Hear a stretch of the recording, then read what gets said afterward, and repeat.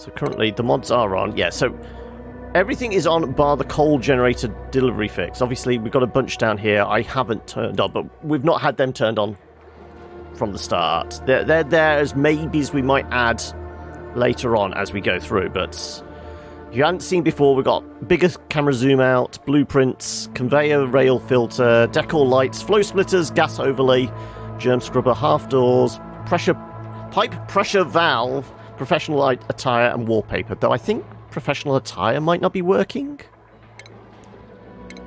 We'll have a look.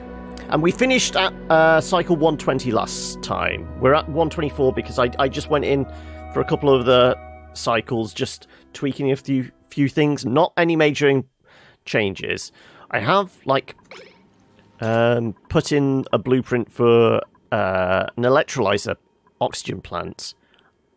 Not piped in, obviously not started building it yet, but I saw this design on somebody's YouTube video that basically should utilize how the air flows, so we don't actually need to have a filter, theoretically. Though it's probably going to get pretty warm in there. Right. So, also, currently, I'd refilled my tank up with the little bit of water that was here, and I've started putting a layer around this. I don't know what our best approach is going to be to, utilizing the salt water thing, but we'll see. Anyway, what did I miss there from Ender? It's just on your radar. One of your favourite things is that each of the characters has a challenge called Alternate Universe, of which randomizes the effects of all the cards and keywords. Ooh! Do you have to unlock them all, though, first? Because we're obviously about halfway through, because I think Robot is the third character, isn't it? And there is 6. Right. Okay. So, what's a priority for us? Algae is getting low, so oxygen is probably our priority.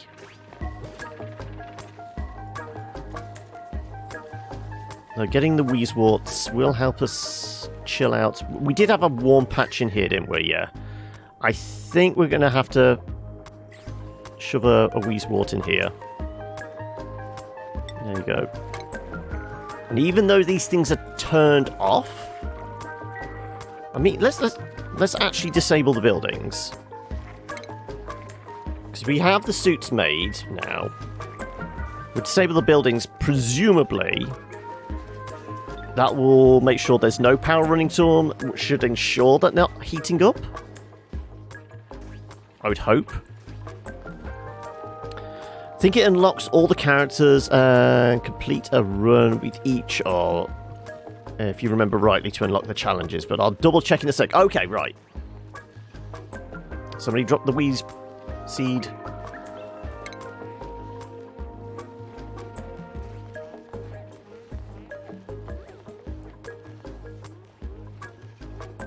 Alright, it's a long run there, but, once we start getting this going, and I will probably pipe the hydrogen into the entropy machine. At least initially. I mean, I guess we could do the piping whilst we're here. So it's, like I said, it's trying to figure out where we're pulling the water from. Ideally, I want it as a sustainable source, so most likely the salt water. Unless we can see another one somewhere else.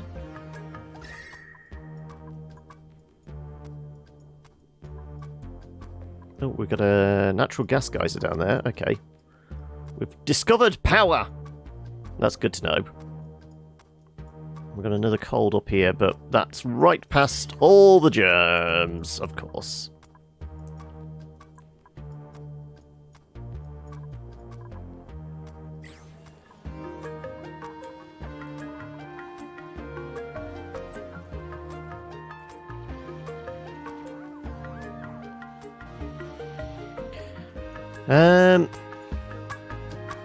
Well, I guess we're going to at least have to pull power up to here.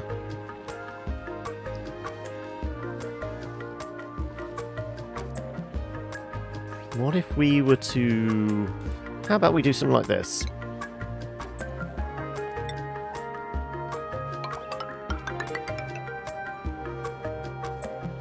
And we'll pull the power down and we'll have a small little step down over here.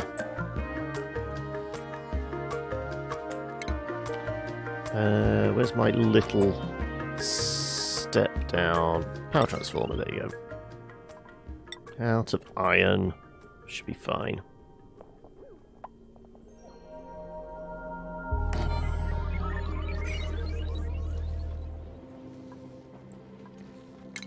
And yeah, we'll just carve that out.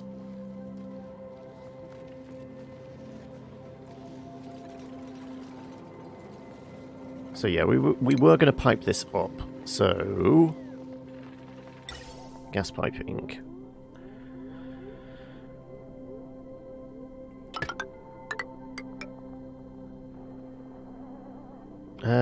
We'll go straight up the middle. Ooh. If you do want to work properly, that is. Yeah, we'll do this out of sandstone. That's not too much of an issue. So yeah, that's going to go into there, and then this will... We will probably loop it round this.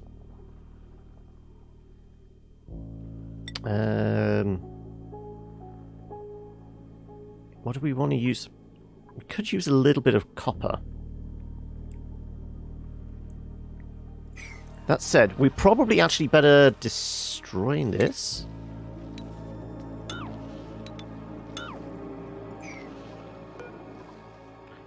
And actually putting airflow underneath it, aren't we?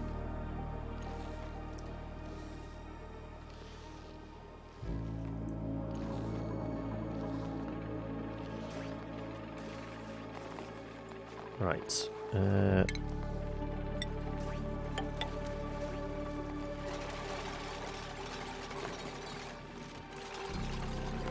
Deconstruction seems to be a high priority for you guys, for some reason.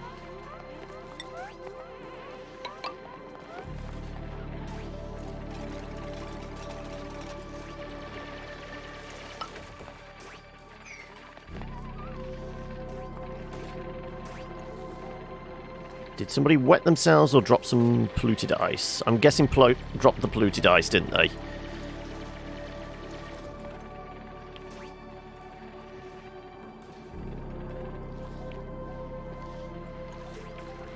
Okay. Still pretty warm, isn't it? Okay, that's getting done.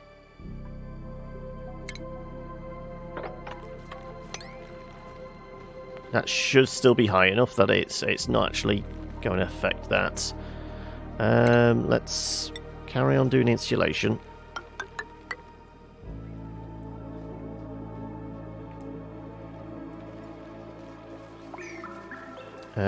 Still producing. How many eggs we got? 9 apparently. 6 hatchlings. Pip. Cheval. Oh, if we've got a pip egg, we should really put it in here, shouldn't we?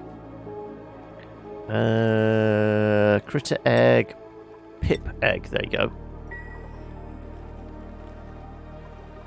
I'm presuming the pip egg is there. And this should have hatch eggs.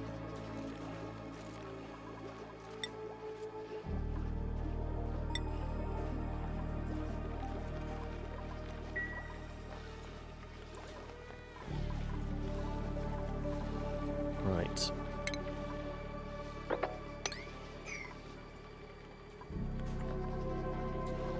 Okay.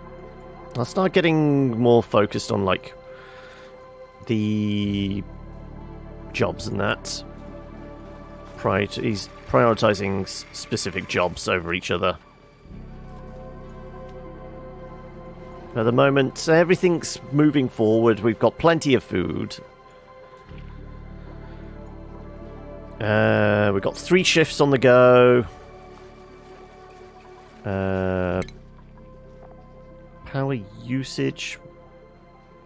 We're wasting a bit still. Though this might also be because the generator thing is not working as anticipated now.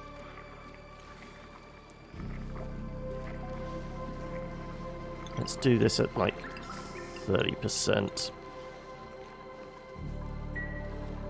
Because the mod is not on now because it's having issues. Right, I was going to throw a power cable across, wasn't I? One of our thick, chunky ones. We like it chunky. Okay.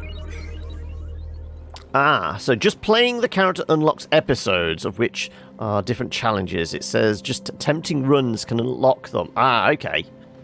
So it's all part of, like, the randomized nature of it being a roguelike.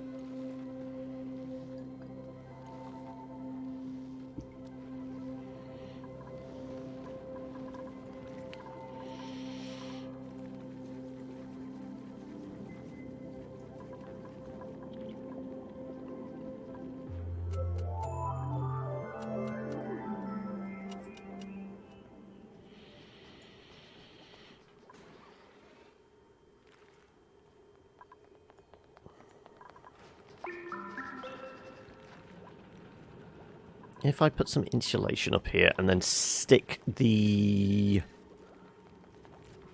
brine thing, what was it? What was it called? It's refinement, won't it be? The desalination plant, that's it. Which is how tall?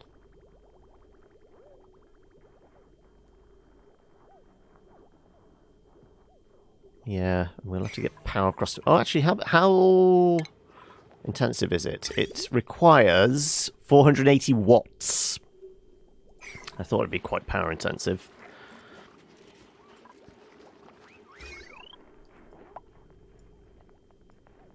So we can draw it off this one. That's fine. Though we might actually want a...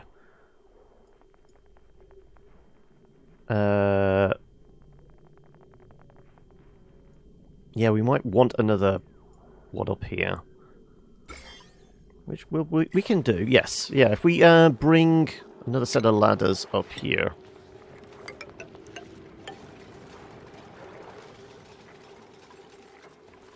We shall put a layer in.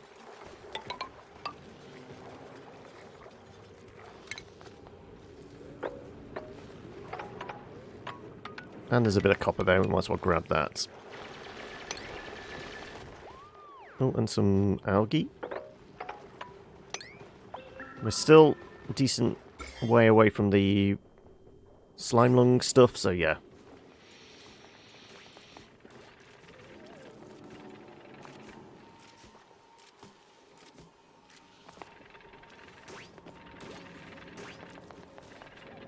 We may have to mop that up because...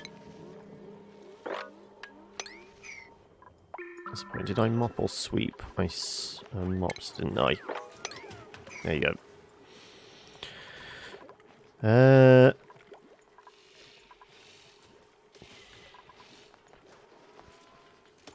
So... oxygen pressure is good throughout the base. Admittedly, we have 3 of these things on the go, and we're burning through algae. So yeah, this is actually quite a priority. Though the question is, I mean, the only option really is to pull in water from the base, isn't it? I guess. Right. I'm not happy about this, but it's going to be necessary, I guess.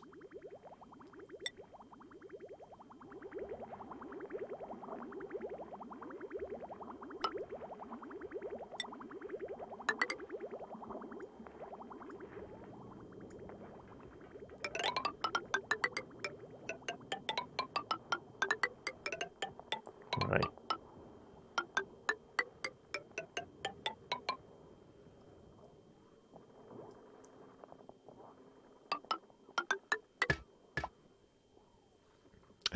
We will also need a bit of refined metal, because I do want to put a sensor in there.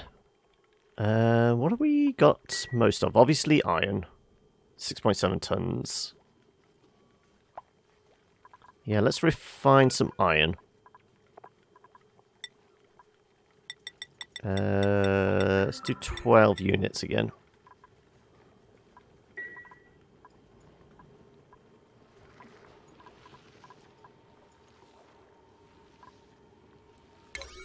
Okay, time to get a wriggle on with this lot.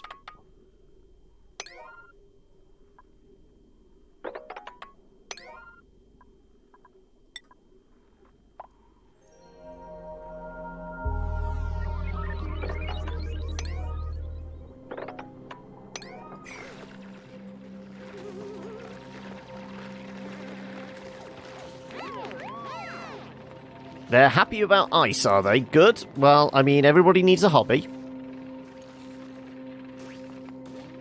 Also, once again, we do have people that are still unnamed, so if anybody does want in on the colony, it's still an option.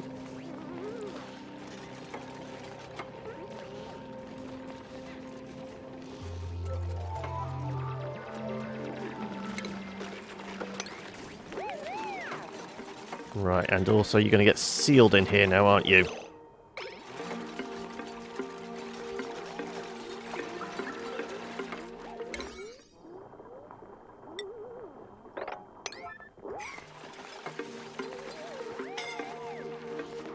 Suffocating. Yeah.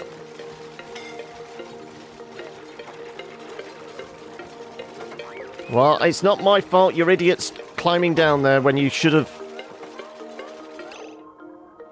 Yep. Well, this is what happens when you hire fools. There you go.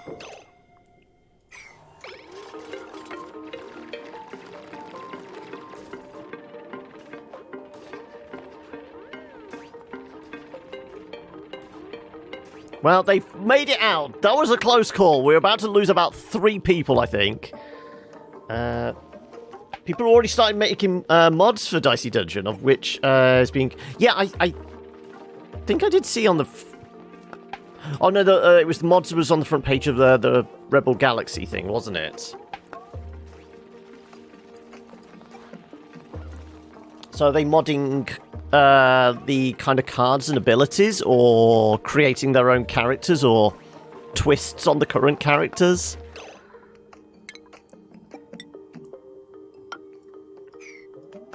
Right. Let's put that Wheezewort in there.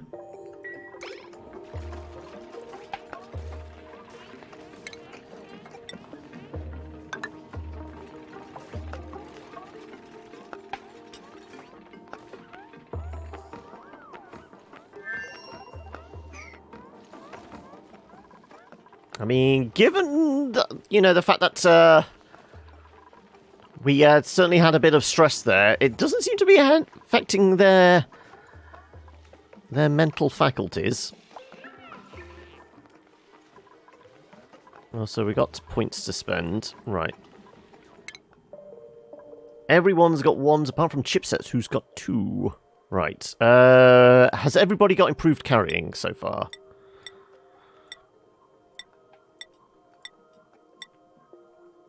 Nicola, there you go. Right, everyone has improved carrying. Then the basics of everyone dig and build, I guess. Ah, right, so Eli, let's have you able to at least dig a hole.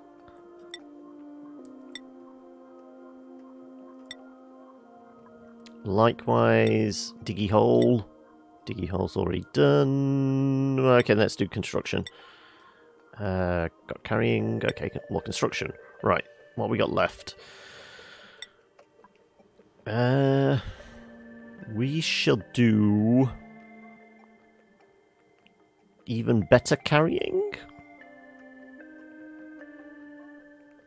We could probably do with another super hard digger.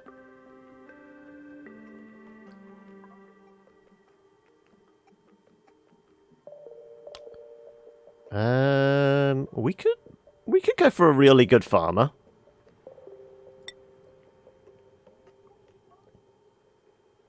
A masterworks artist.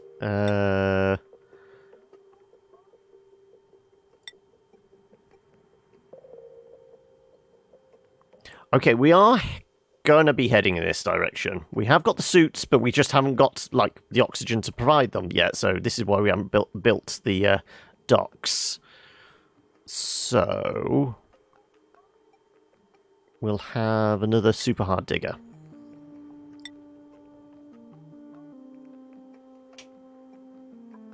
We'll have a good constructor.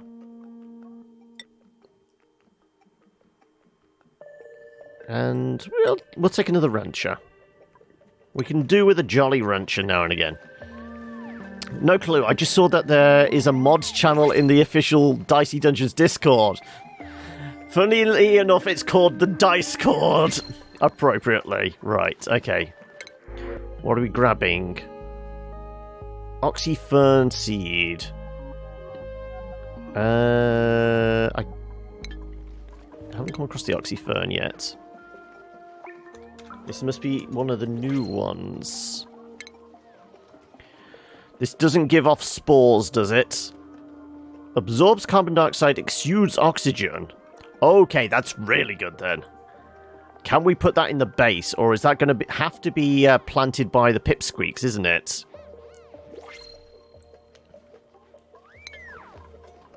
Well, we are definitely taking that then, aren't we?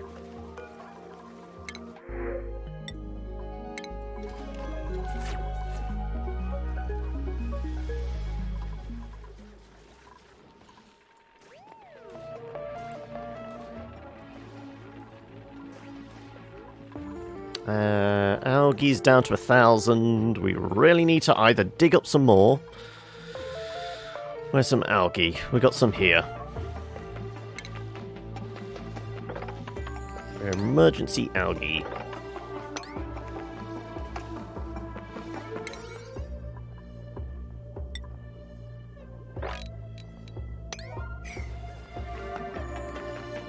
We are refining that iron, so I can at least put that into plan into action as well. So here's our... So we're going to want a Atmos sensor. If I can remember how this is done.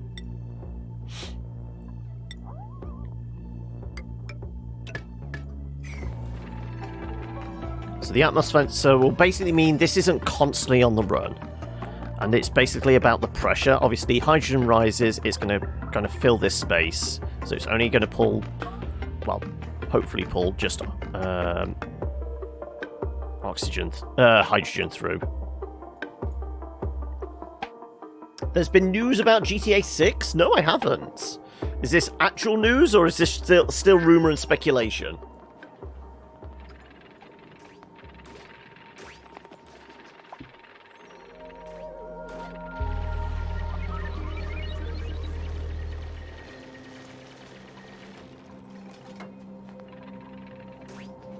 We can sweep up that. Because we have got it. Let's make this a reasonably high priority.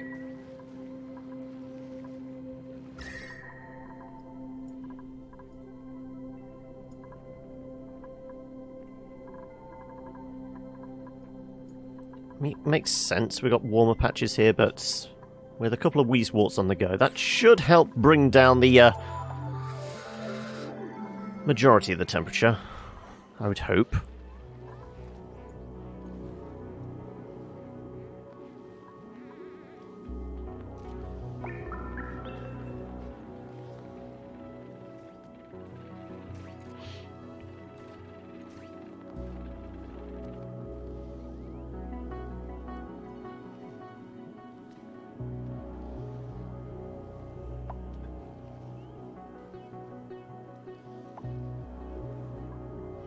Um,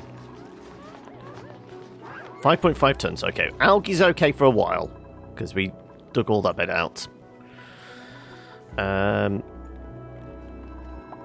We have got a reasonable amount of food. Right, where do we put that fern seed? Because presumably we can't put it in a planter. No, I'm not going to uproot, but We just put a random planter here. We haven't got a random planter anywhere, have we? We could just check. Oh no, we might have one down here. Right. Oxfern seed, okay! Right, it requires temperature 0 to 40. Heavy carbon dioxide atmosphere. Dirt and water. Okay, so we can actually farm them.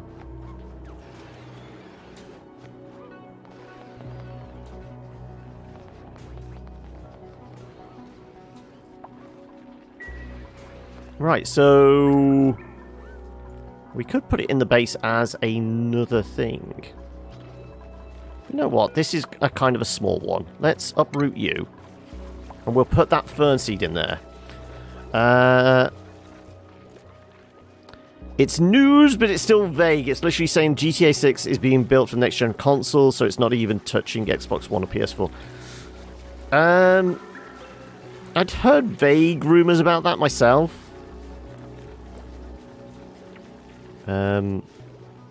Because obviously, I dare say there's going to be a upgraded version of Red Dead 2 for the next-gen console. So it's going to do the same thing that GTA 5 did. It was on previous gen, current gen, and then PC. It gets three releases. It's probably going to do the same again. There's going to be a next-gen release of it, and the PC version as well.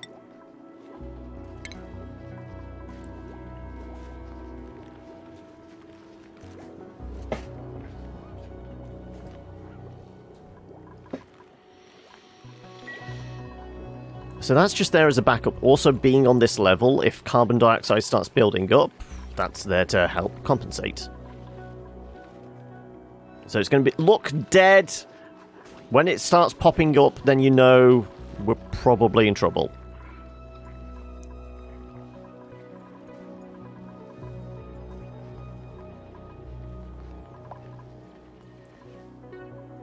I mean, in actual fact, it makes more sense to put it here. It's still within, like, the... Oh, it's just within the realms of the temperature. 40 degrees is its cutoff. Yeah, I mean, if we went much deeper...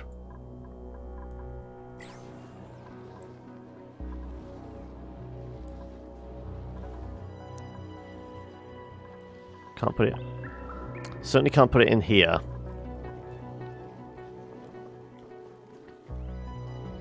I mean, we could put it lower in the base and convert some of the carbon dioxide that builds up down here, but until it's a worry, we're not going to worry about it.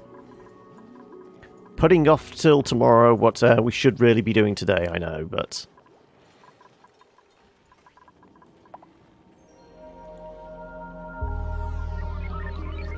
Right. Yeah, I suppose it is having an effect now, yes, good.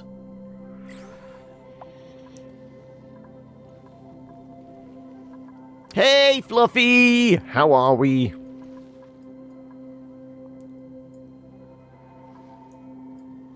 So, shall we, like, just give them a priority order to get all this finished off?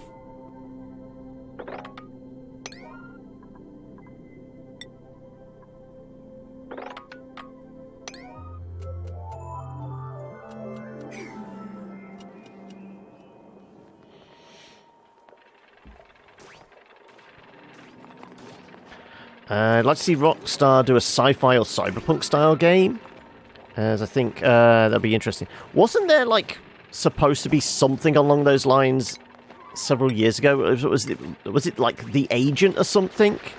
Was like, I mean, it wasn't so much sci-fi, but it was like set in present day, and it was space.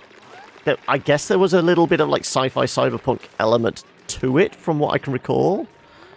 But that project disappeared into the ether somewhere, didn't it?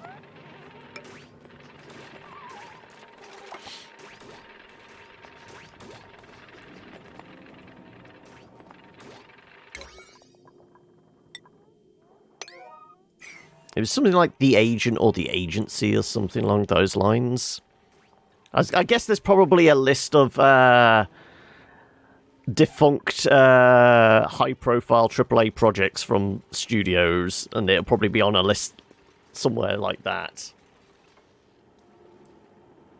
It had like a really flashy E3 teaser trailer, and that was about it.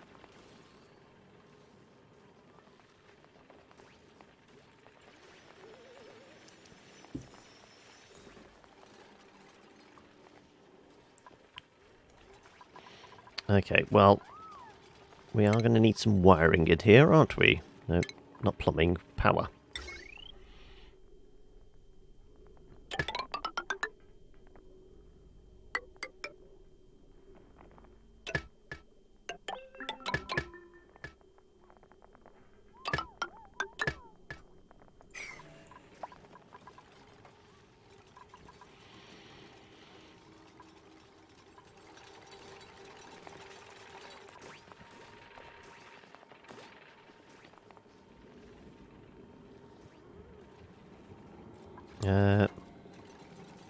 Rockstar made the Italian Job game? Okay.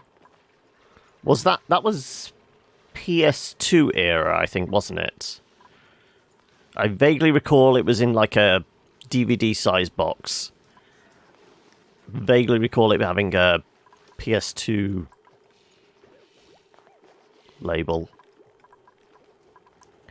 Anything else we should be working on? I don't know. We've got a bottle of water there for some reason. Oh, it's salt water. Okay, yeah. So yeah, we were going to consider putting some insulation here and potentially putting the... Once we've done this... Yes, once we've done this, we were going to put a... step down on. Oh, wait.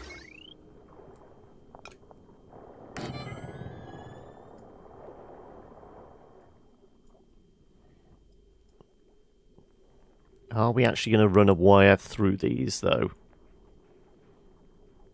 Not sure about that. I guess we will. So that's going to drain 60, 120. Whatever a pump is. Pump's 240? Water pump, water pump, water pump.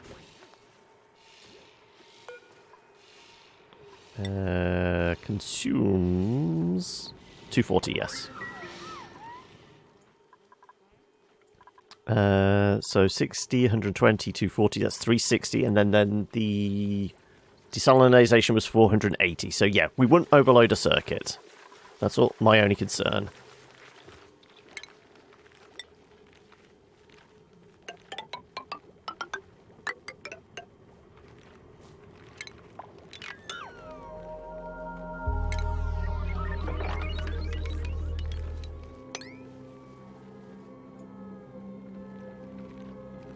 Right. Something like that was just a scroll through the list of their games. Okay.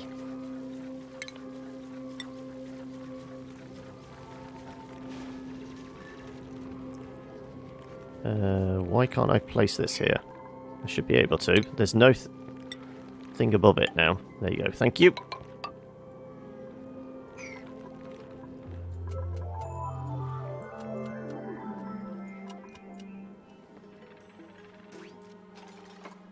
Okay. We carry on with our priority orders.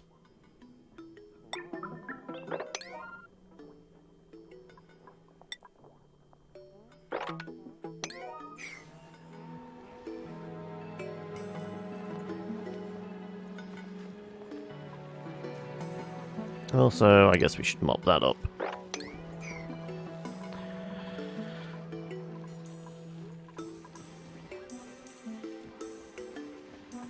How's our coal situation?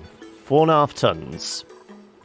Well, hopefully we get more and more of these guys and they start pooping out like crazy.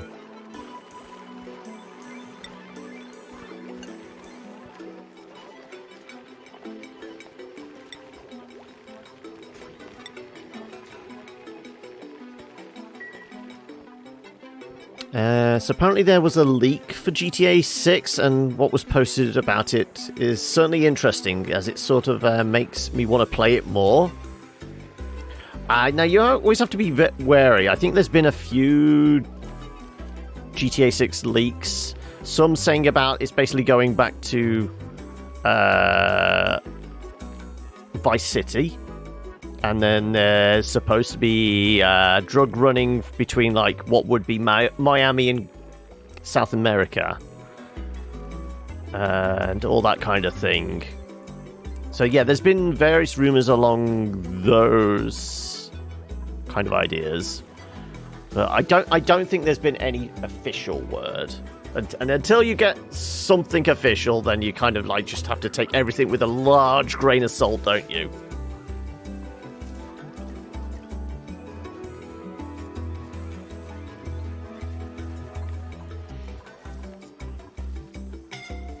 Oh, somebody momentarily suffocating, probably.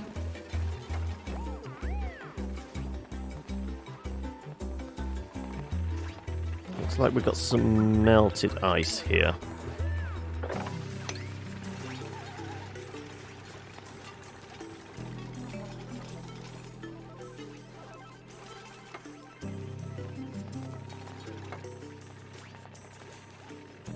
So that's going to give off polluted air, which we don't really want pumping into the base, if we can get away with it.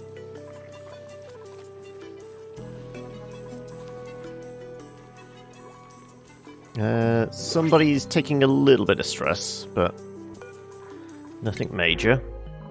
Another one of these fern ones, yes! Sure.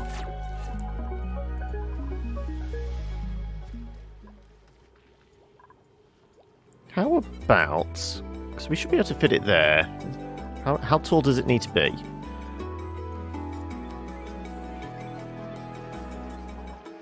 If I put...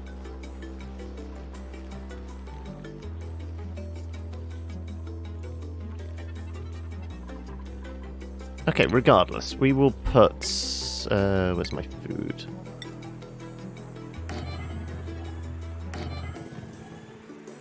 I think these need 3 height, but if we do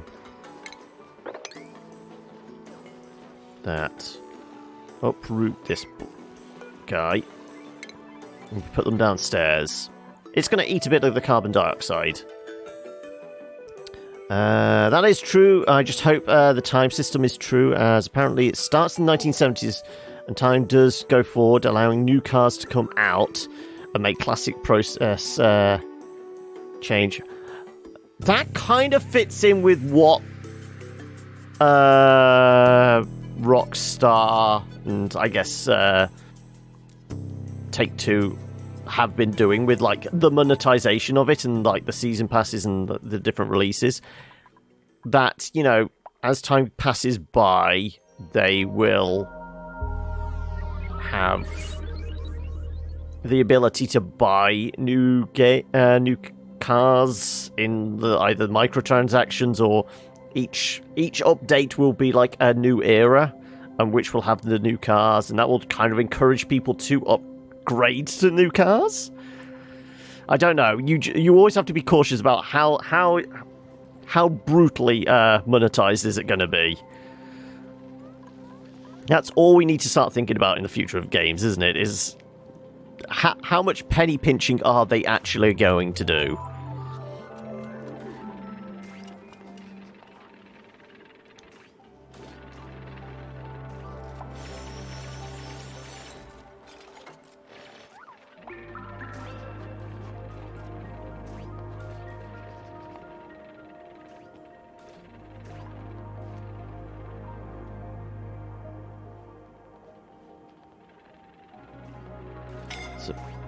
Oh, somebody was suffocating. Right.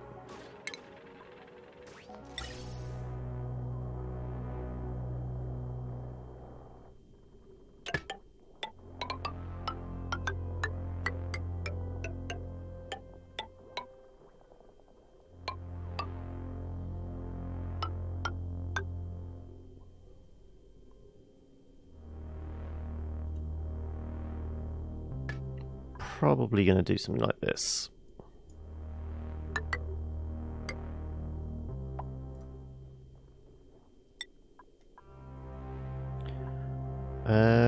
We will do... Copper is kind of good for this, 'cause it's got a good heat transfer, hasn't it?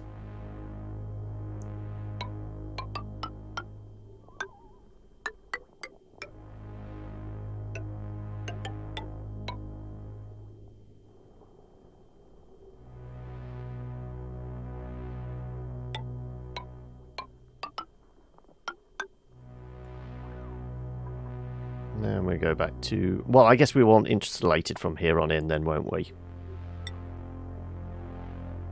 With our igneous for slow heating.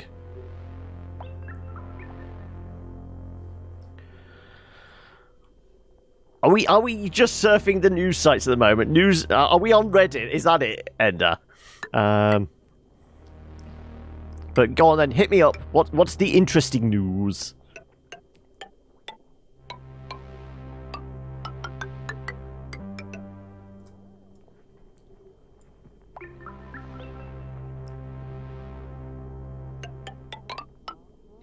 Not quite.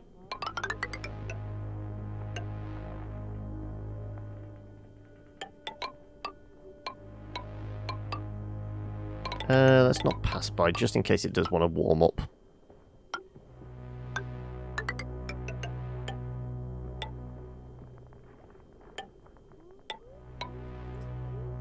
Now we'll do a regular air vent here.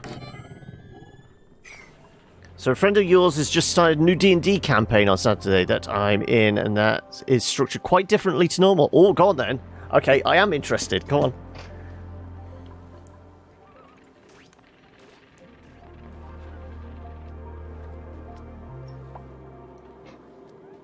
And I will say, last night nobody died, which is good. I didn't have to.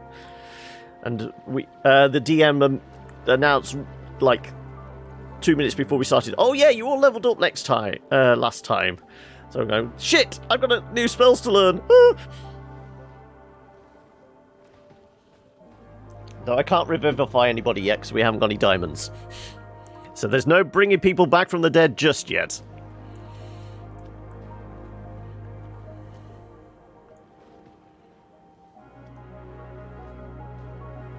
Nobody died, sack the DM! What kind of professional do you call yourself? Nobody died? Right,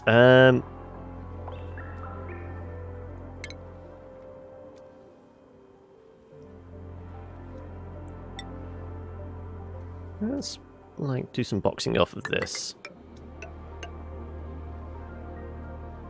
Maybe not that. Let's do...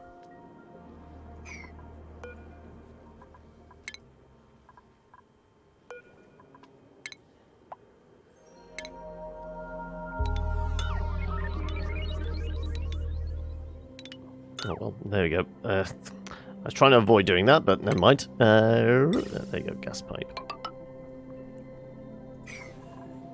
Right. Insulated tile.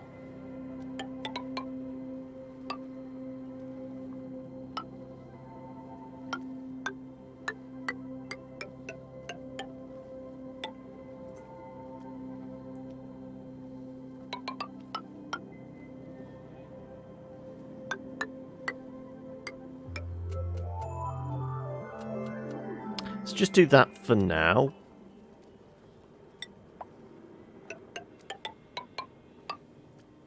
There should be ladders running all that up that side, I would presume.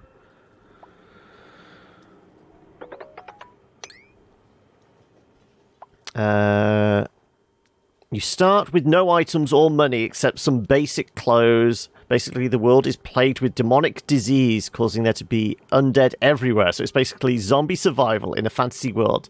But he made some custom features to make it interesting. Walking Dead with dice. Yeah. Weapons and armor have durability. Oh, shit. I mean, you're going to be dead by level 2, aren't you? In a situation like that, you're not starting off with, like, significant amount of gear, and what you do have has durability. That's going to be brutal.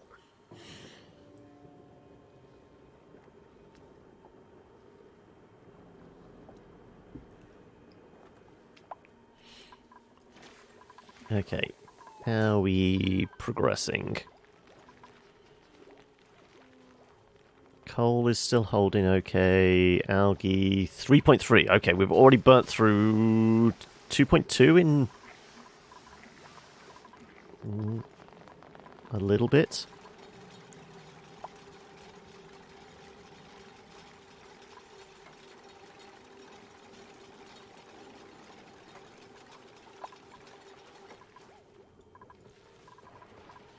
So what are you rolling in this new campaign then? So you're saying it's sticking with like the traditional kind of fantasy setting, so presumably you've still got all the like standard classes and things like that.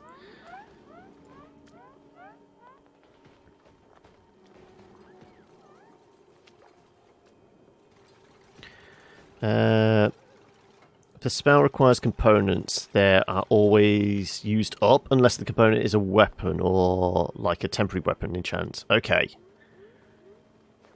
Yeah, I mean that's you know, it's every moment in that game sounds like it's going to be a struggle to survive.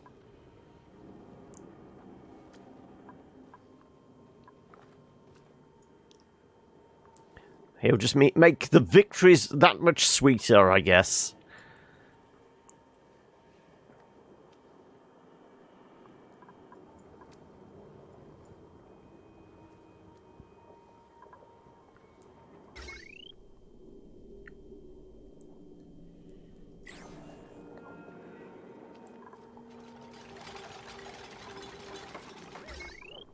So that's all connected up. That's not quite connected. I think that's the only element to it.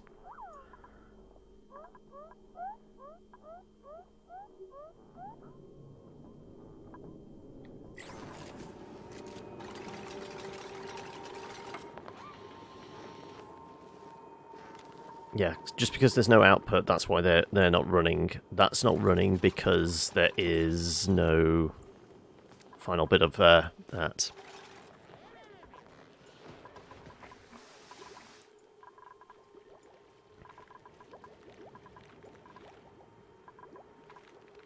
Coal's okay, algae holding.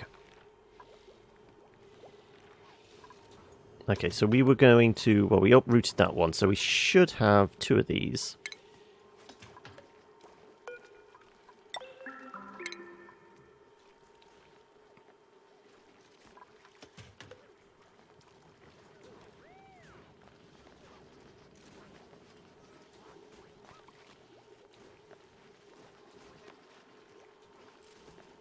Now the question is, how much oxygen do they actually produce? Where does it say properties? Yeah, let's just look at the book again. Absorb carbon dioxide, exude breathable oxygen. Don't specify how much they make. I guess that's going to be on a wiki somewhere.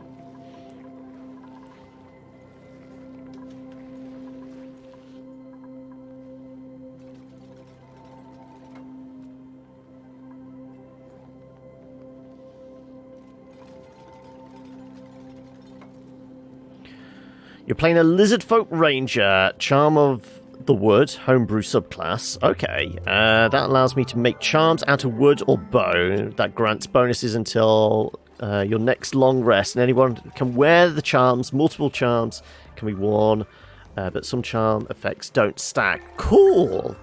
I'm actually playing Lizardfolk Cleric in the campaign I'm playing. So it does fit in, because the whole thing with the Lizardfolk is you can, like, craft weapons and rudimentary weapons and armor out of any killed animal, essentially, can't you? You can scrape together their skin and bones to make, you know, clubs and javelins and shields. Also working on a check system for foraging for him. Okay, interesting. So, I mean, is foraging going to be a big part of it? Because it's like surviving in the zombie apocalypse. Hunting for supplies is going to be a big part of, like, the campaign as a whole. So, I mean, is that a thing? Is it more like just a fight for survival? Or is there an element of there is a big bad out in the world that you have to go kill?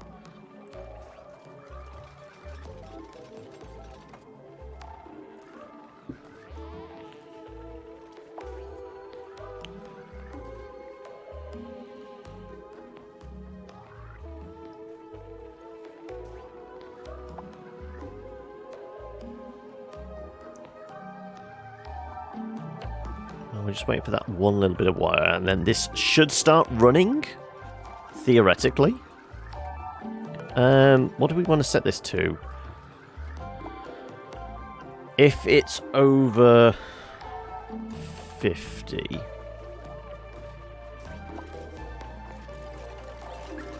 No, let's make it over 500. So that's half a kilo. Yeah, that's half a cube.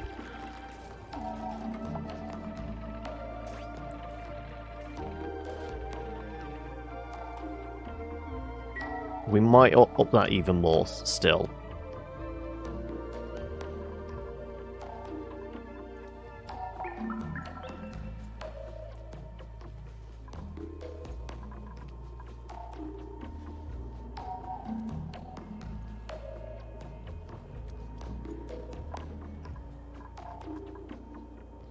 And until it actually is guaranteed hydrogen coming through, I say we vent out of it.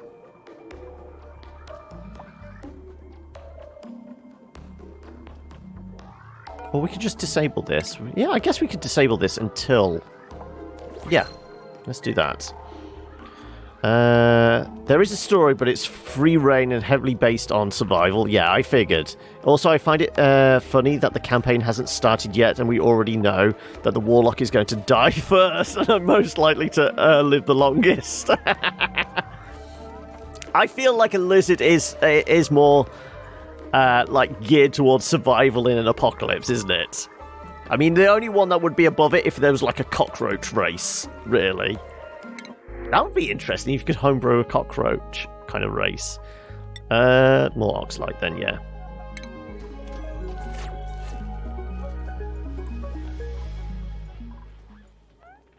So is it a fairly big party, or is it, what, 3-4 of you? Or are we talking like 6 or 7 people? Because, I mean, whoever dies first, at least you got some food then to sustain you.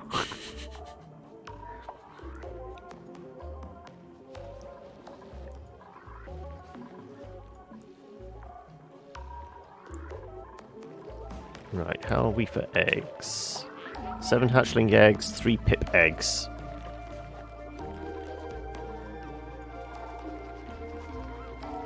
For you, okay.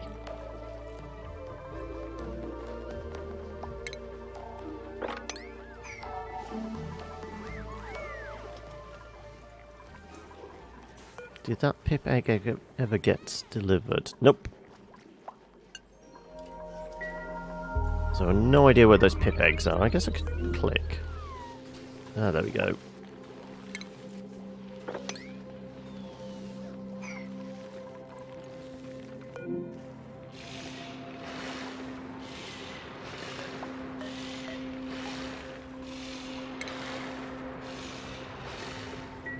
And final pip egg is up there.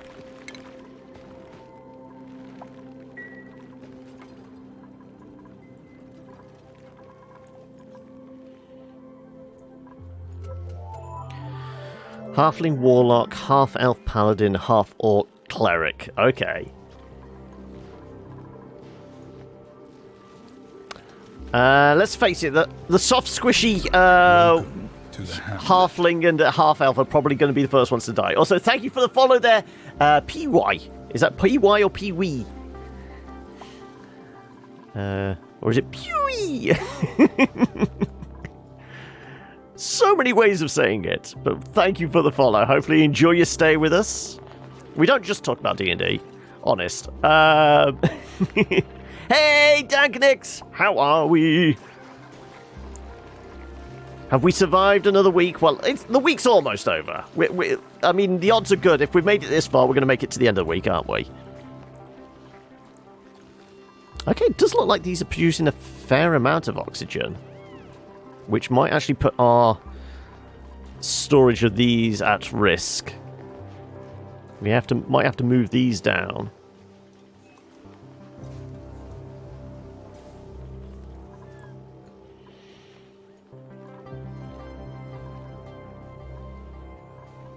So I might actually move these like across here or something.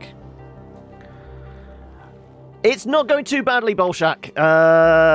We're progressing on, and nobody's died. I mean, there was a moment right at the start where we almost lost 3 people because they were busy building this bit and couldn't figure out why they weren't breathing.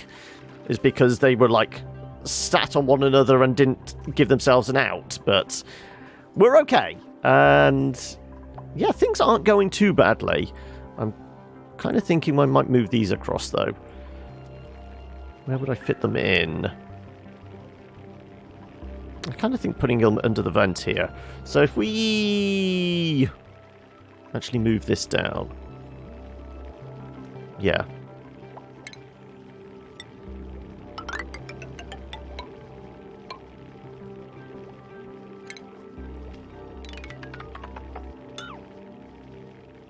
Stack these plants up underneath this vent. Hopefully the oxygen rises up and the carbon dioxide stays down. And it shouldn't affect our food supply there. So yeah, I best uproot these just in case. So it does look like they actually produce a reasonable amount. Well, not a reasonable amount, but they're creating patches of oxygen. A few hundred grams here and there, but it's enough. Your character is called Ryuk Bramblefang and is stylized around a tribal shaman who, due to this is used to the prospect of cannibalism and eating anything. I will say I am liking the fact my lizard man is not picky about what he eats. It helps, doesn't it? Well, we have the spacesuits, we just don't have the docks for them yet. So they're not powered or, you know, full of oxygen. They're just lying on the floor there. But somebody's definitely suffocating because you got yourself trapped like an idiot again. Valdir, what the hell are you doing? There you go. Thank you.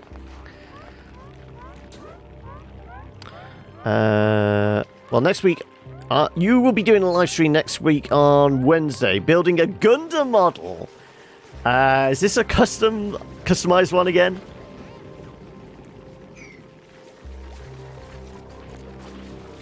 Was it you? It's probably about a month back. I know somebody came into chat and said they had a bunch of random parts and they were building their own custom Gundam. I can't remember if that was you, Bolshak. But have you got it all planned out? Is it going to be like fancy? You're going to have 2 cameras, one right on your hands as you're building it, one on your face as you're answering questions, or so have you done many? That was you. Okay, so is this a new kit, or is this still many random parts we're going to get pieced together?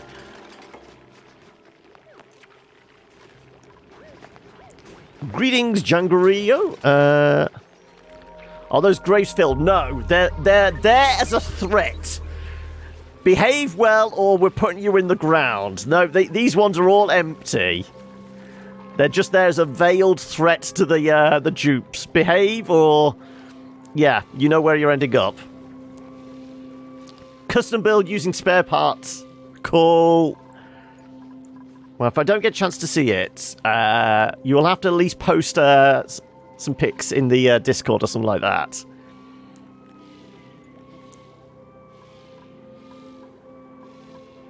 I best actually, just to give us access to that extra algae, otherwise we're going to be in trouble. Let's do that as well. It's a new kit, and you'll be doing your own custom paint scheme on it, but you don't know what colours to spray the paint. Okay. So you figured out the building section, it's just the painting is there's a question mark hanging over it. I mean, neon pink would work, from what little I know of Gundam. I mean, as bright and as gregarious, I guess, as you can get, it would work.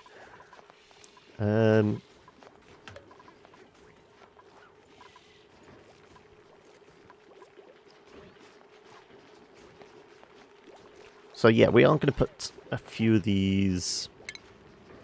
Let's put some extra planters in here. Let's do like there. Oh, the colours you won't use are pink, green, blue, and yellow. Okay, so you're narrowing down the field, I guess.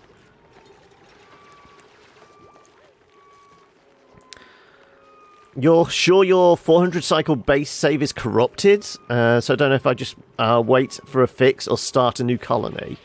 Well, you can have multiple save files, can't you? I think you can. Each base will have its own stack of save files, so you could start another one and then hopefully go back.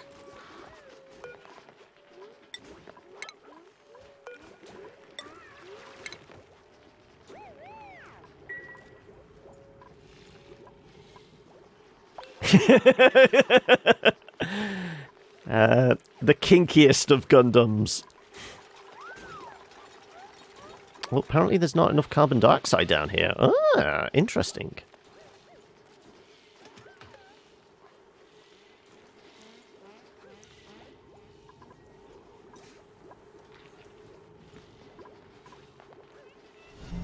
Welcome. And thank you for the follow there. Team PMS, it's Patter.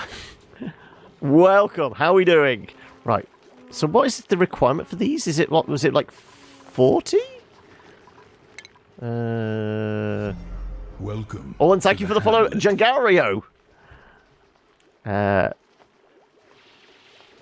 pressure 25 grams minimum. Okay, I think it might be just an oxygen spot was floating over them at the time. I presume. Welcome. And thank you, Dido Geek.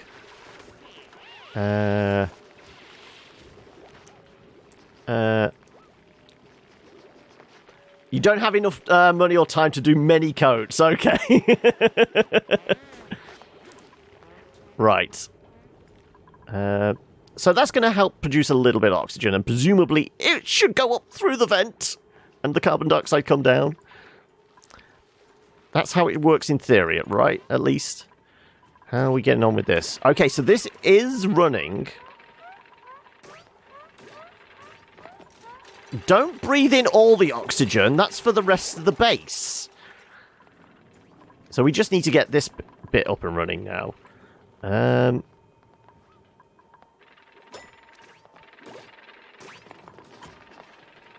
So yeah, I guess we start telling them to put a wriggle on with this lot.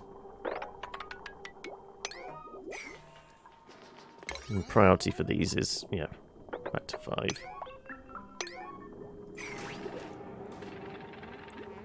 Well, at least they got somewhere to run to if they want to breathe. Like I said, my concern is we are draining from our drinking reservoir as opposed to a sustainable source, which this should be. I guess we start working on this now, don't we? So it's a refinement, isn't it? Let's get our desalinization plant right underneath.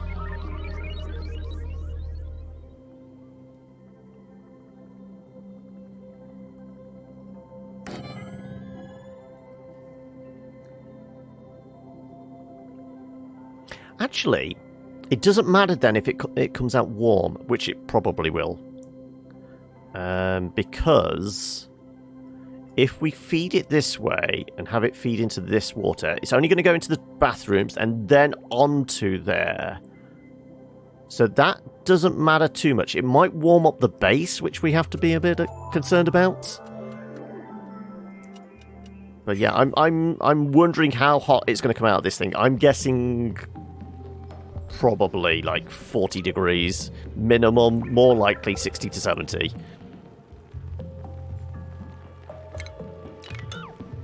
One more thing with the campaign is that the DM is going super strict with food and drink mechanic, of which can you kill your character pretty quickly if we can't find water.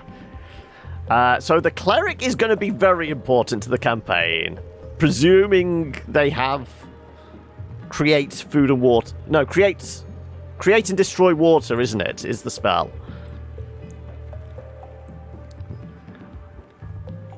Let's put it there.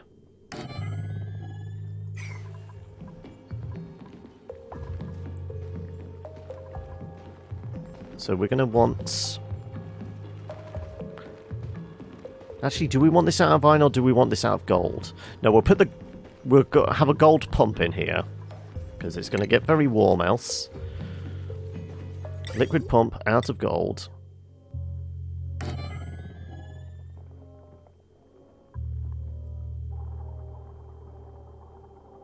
Regular old piping.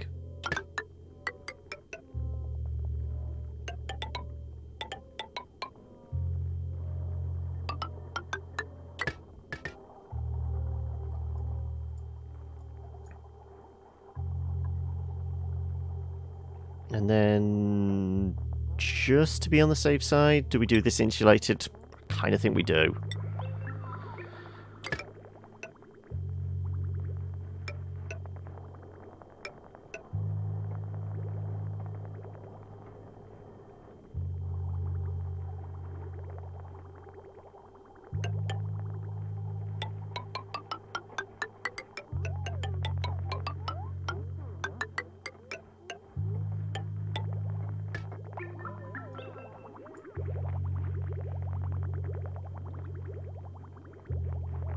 And if I do a bridge,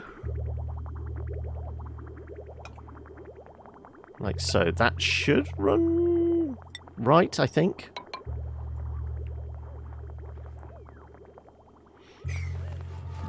Water PC needs 1 gallon of water per 2 day. If the weather is hot, PCs drink only half the required amount. Must make a DC 15 Constitution save. They'll suffer level exhaustion each day. PC then drinks less than half, automatically suffers less level exhaustion if the cat... Wow. You're going to be dying before you even get to level 2, aren't you? That sounds like it's going to be an absolutely brutal campaign. Are you looking forward to it? Are you a masochist?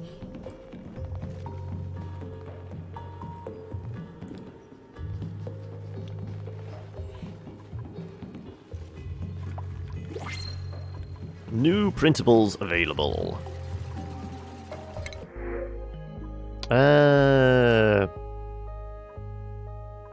I'll take the eggs and eat them. Larval eggs. All of them. And I guess the shovel as well. We can have omelets for lunch. Oh, it's starting at 3. But yes. Okay, you'll bet you're... Okay, if you're starting at 3, you might make it to level 4. But after that, all bets are off.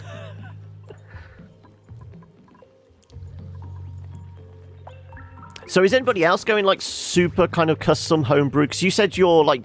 Was it your background or your subclass was going to be homebrew?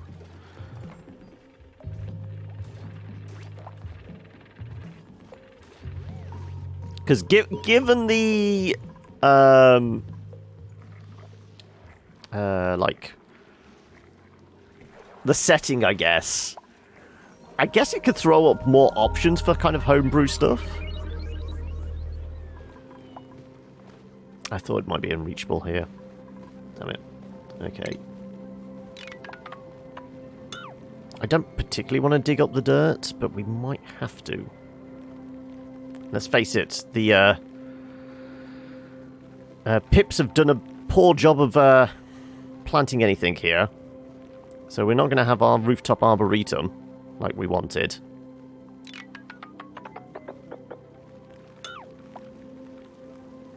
So, screw it. Layer of insulation.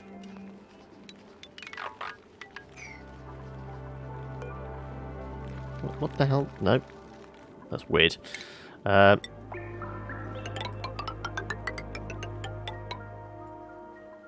Let's get our plumbing in. We were doing insulated, weren't we? Yes.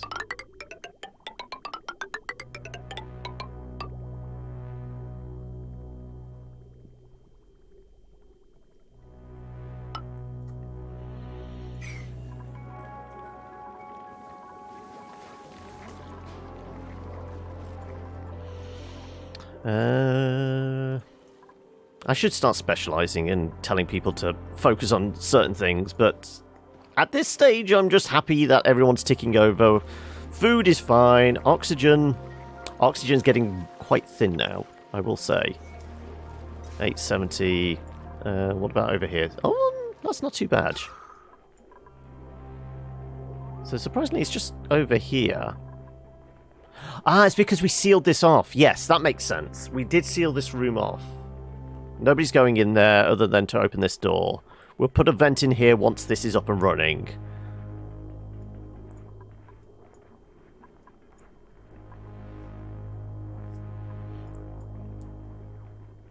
In fact, that might actually be interesting. We could try and get this highly pressurized and then open the door, let it flood out, seal it again. We're almost like a kind of like an airlock type thing, but just a way of like equalizing the pressure in the base.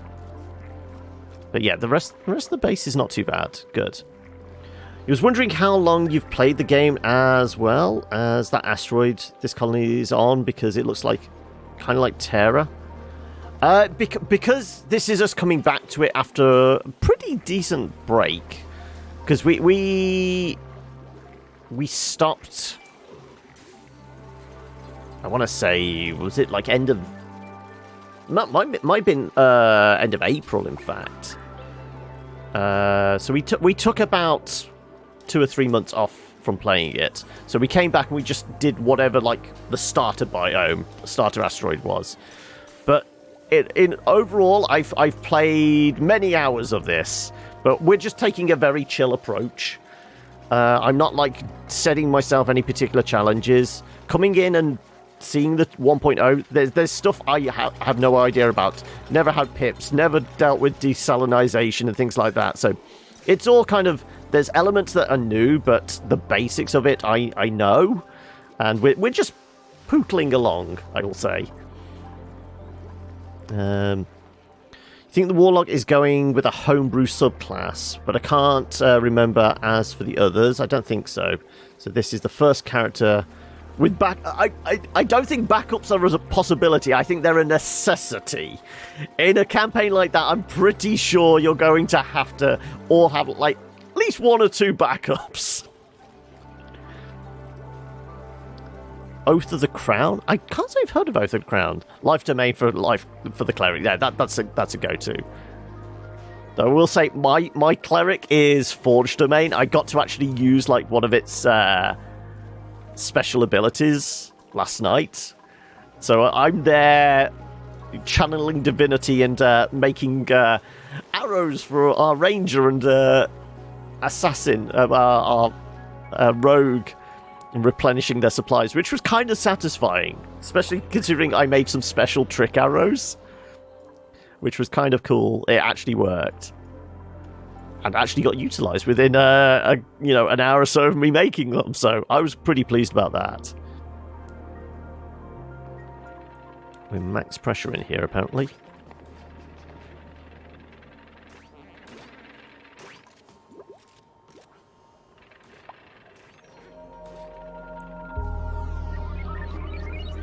Okay, right, let's do some more prioritization, shall we?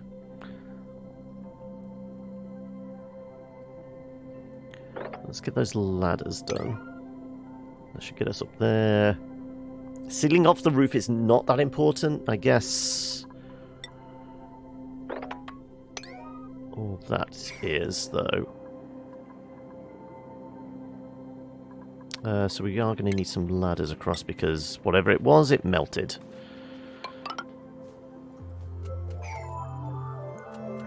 So the ladders are also pretty high priority.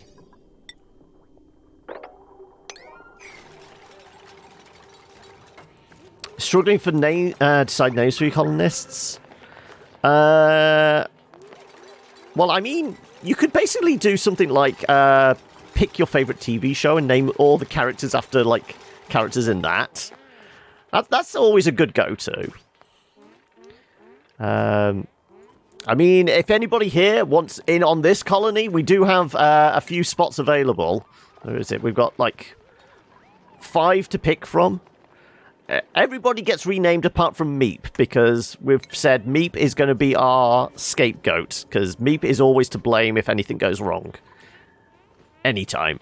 In Oxygen Not Included, Meep is always the culprit.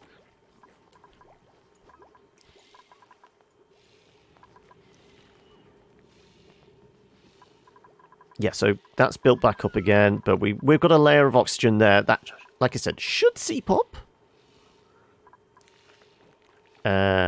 He always breaks... Yeah, exactly! Meep is always the culprit.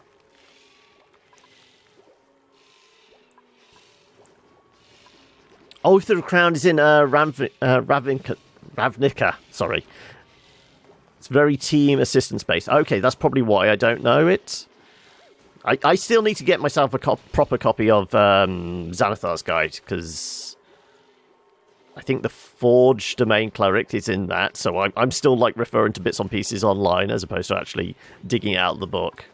I keep saying, oh, when I've got 30 quid spare, I'll buy myself a copy.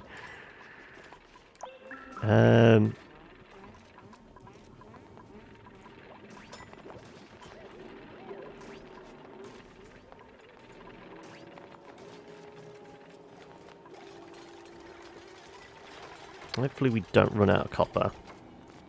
I took a gamble on using copper for this. No, I think it should be okay.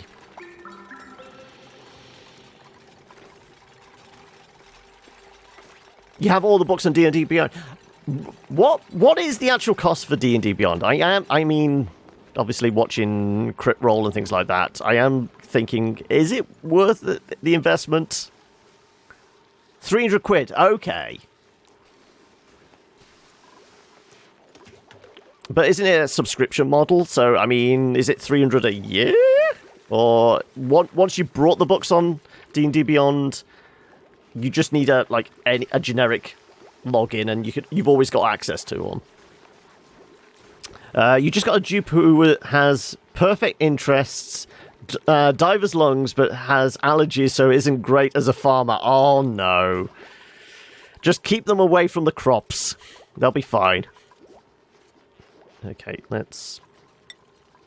We basically took one of these out, didn't we? So we could have our plants.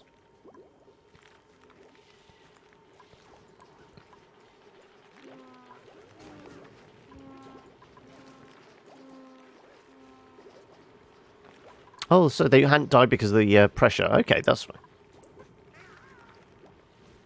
Well, you got to think. Each of the books retails for about 30 quid as a hard copy, doesn't it? So, like, core books? When you say every book, does that also include, like, the campaign guides as well? But, I mean, okay, you got 3 core books, haven't you? DM Guide, Monster Manual, Player's Handbook. Then you've got stuff like Xanathar's. Yeah, but it's not a hard copy, true. But I'm trying to think, like, the main go-to books. There's probably about a dozen of those, and then there's, I would guess, fair few supplements?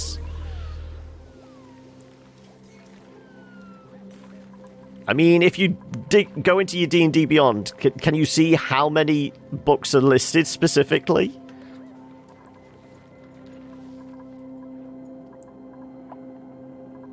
Also, are you actually playing this IRL, or is this an online game you're playing, Ender?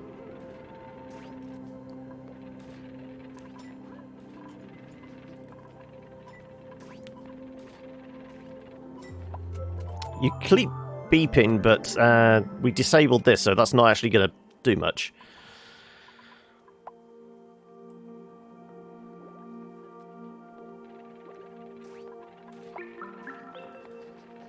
Right.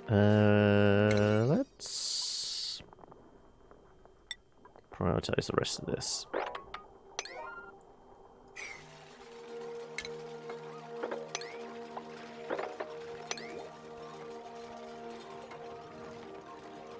This isn't going to work until we put a platform in, but that's fine.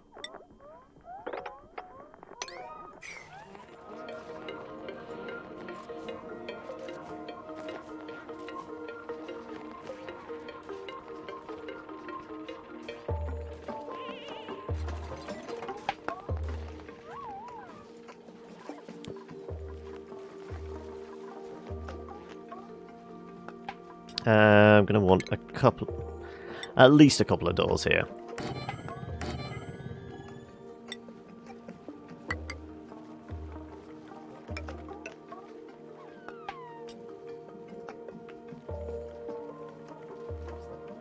I guess we'll start finding out exactly how tall this is. I think it's classes of geyser, so it's more like the volcano shape, isn't it? Not once you have the books brought, you have them owned in your account. And there's 2 types of subscription that aren't too bad.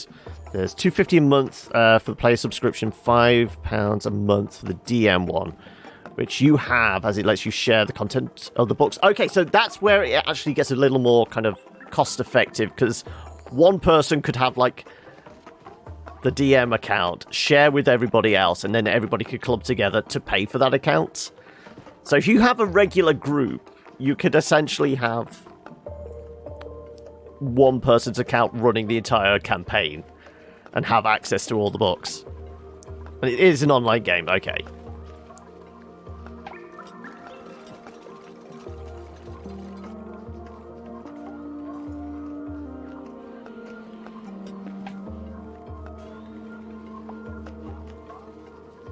There's a slight unrefrigerated food. I guess it's this tiny little bit of oxygen that's floating past.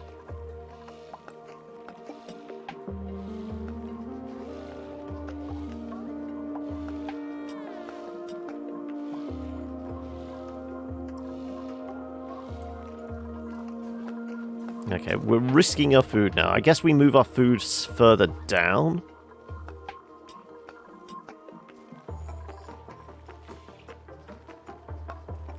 So you know what? I'm going to do something like this. I'm going to put some fridges in, just because they take up less space, but not plug them in. Because we can still put food in them. I think. I hope. So in the same space we can fit 6 in.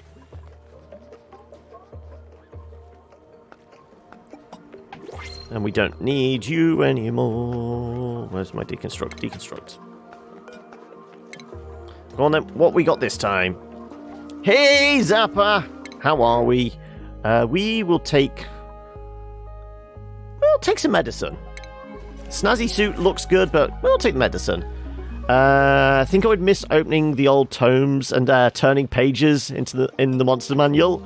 But if you're playing online too, then having everything digital makes sense. Yeah, it does. Yeah, we are starting to drain water, even though this isn't actually running full tilt yet. Ooh, hello. This is actually up and running.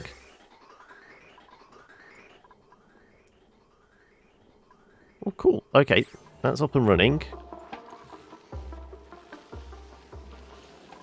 I guess we put an airflow in here then now.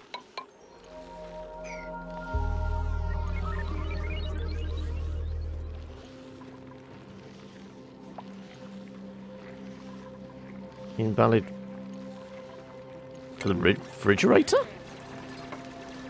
No, they're valid construction things. What are you going on about? Did we lock that? No, it's on auto. Okay. How am I doing? I don't really know, Oni, but it seems you are having quite the base going. Yeah, I mean, the base is still pretty basic.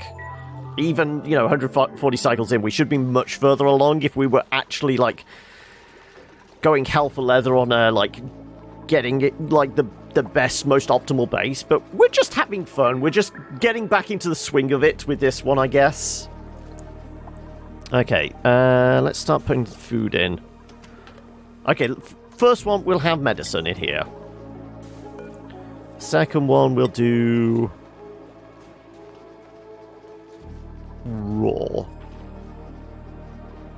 Let's do ingredients. We don't need to put sleep wheat in. And then the rest edibles. So meal lice, presumably omelets or something. Yeah, let's do omelets.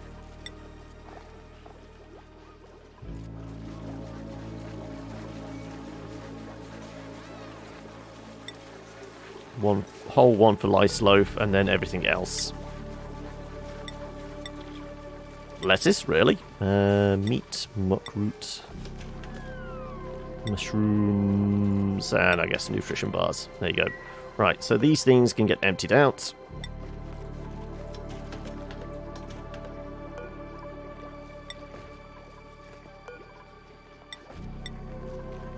And this is a big sweep up job.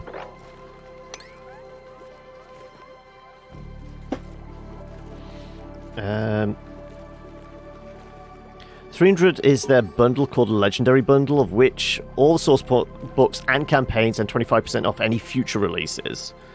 Has playtest content for Unearthed Arcana on there, so you can play the Artificer and such like. Yeah, I mean, I have got an idea brewing that might actually fit the Artificer, because isn't Artificer one of those they've been trying to do for years, but like the latest iteration has had like the most positive feedback, so could well see a proper introduction at some point in the future. And what we got here? More lice loaf. Okay, well, let's make some more fridges.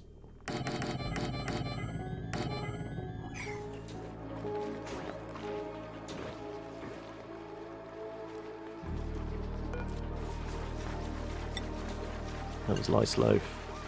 We do have some sleep wheat here, so I guess we put that in.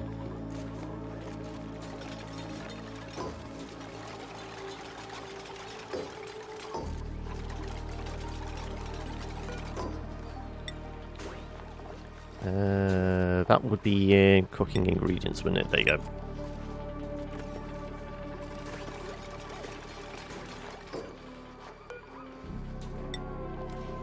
More lice loaf.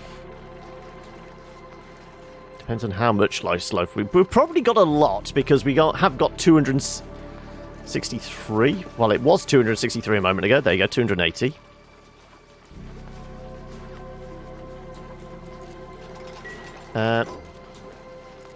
Never played a tabletop game with Artificer, but it was introduced in D&D Online while you were playing that. It was an odd little tinkerer to a character. Could do all sorts of things. Yeah, I basically, the idea I've got brewing is like, essentially kind of like Iron Man type character. And I feel like the Artificer would like be a good fit for that. So that starting off, obviously just trying to build the parts, and then like towards the end of a long campaign would be basically have like a big Iron Man suit, almost like Hulkbuster size, because I had the idea of making it a gnome, so it looked like a really kind of big, bulky, regular suit of armor, but it's just got this tiny person in, so it'd almost be like the Hulkbuster to this tiny gnome. I kind of like that idea. Because what I've read on it isn't like the latest version of the Artificer, like one of their main go-tos is creating wands. I kind of like the idea that you'd be able to like create some kind of gauntlet that you'd be able to slot the wands into. So you could just have like one hand cannon type weapon, but it could like fire all the different effects of the various wands you slot into it. So you could have like shooting out of like the hand of it. You could do magic missiles or fireball or something like that.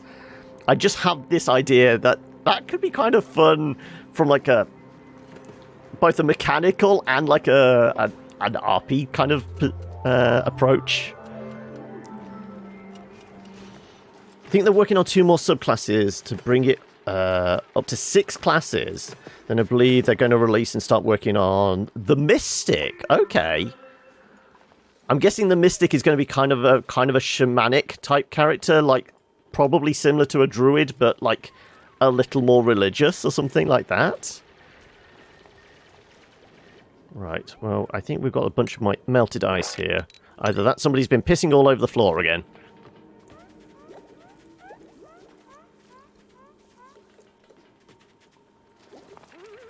D&D Faiths and Pantheons from 2002 had a gnome techsmith class. Oh, okay.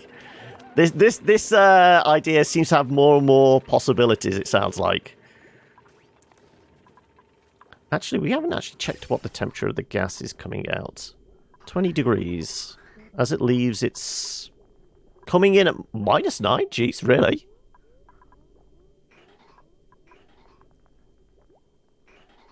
So this is actually going to be cooling the base quite nicely, I would imagine.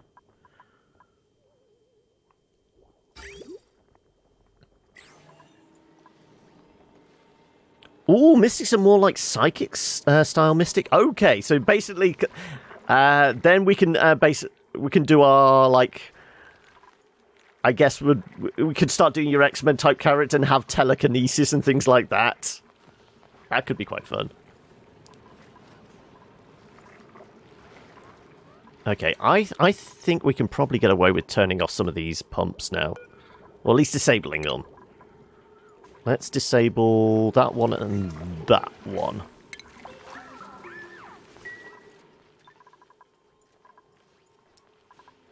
So we've got oxygen being produced. We are going to start desalinization at some point soon. Presuming this is all plumbed in.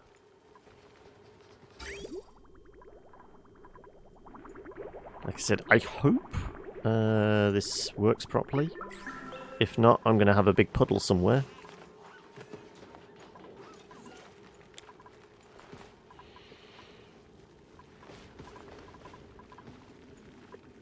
Okay, I guess we get back to work on this.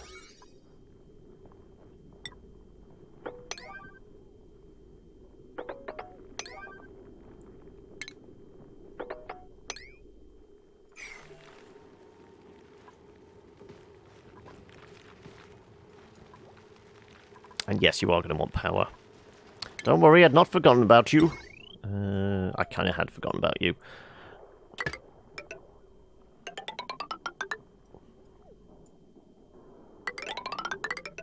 Okay.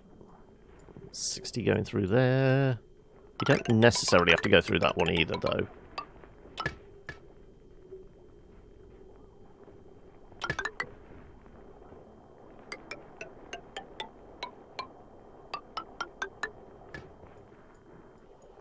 And we want our big chunky cable as well, which we will do out of iron, because I'm tight-fisted and copper is a precious resource for me.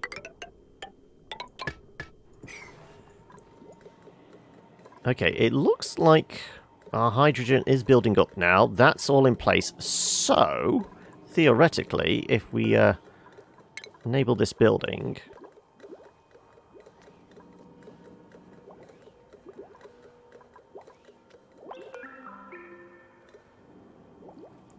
Let's turn the signal on if it's like 1500. Yeah. So if it drops below, it's still going to build back up. Yeah. And the oxygen down here, it's a little thin, but I mean, it's still providing for the base.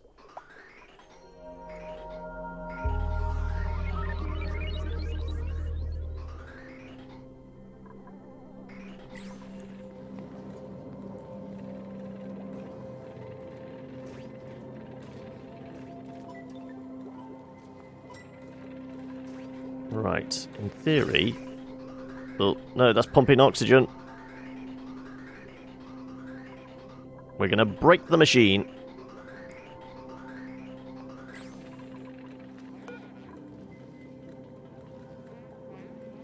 Let's make it, like, really high pressure then. Okay, we'll do... 3,000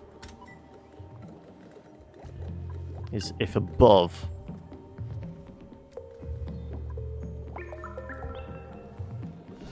Ooh. Welcome and thank to you. the hamlet. I don't know if that's a trolling account, but welcome. I appreciate you joining us.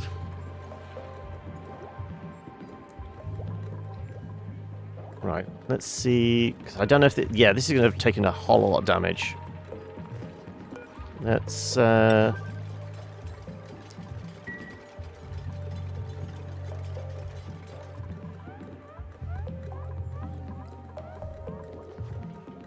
because there's still a bit of oxygen here. I guess we could put a small vent here. Greetings, noob! How are we? Have you had a chance to squeeze in a stream in the last day or so? Oh, I missed that ender. 4 subclasses: Artificer, Alchemist, Archivist, Artillerist, and Battlesmith. Alchemist is transmutation based, and you can create homunculus to help you. I mean, it's always nice to have a little friend with you. Isn't one of them you create a turret as well?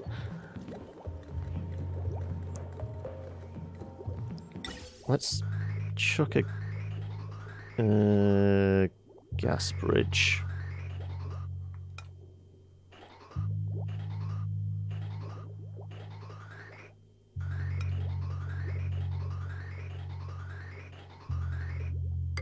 Let's do something like that.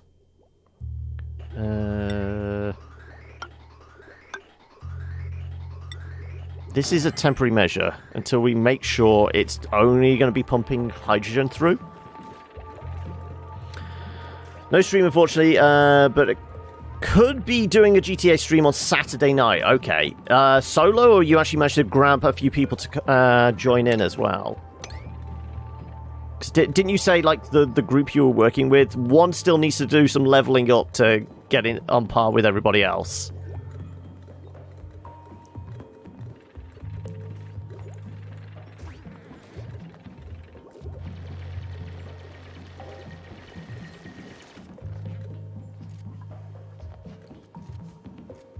Archivist is like artificial mind creation and making little, I like that. Litter robots for it. Not little robots, litter robots. You basically make a Roomba. Is that it?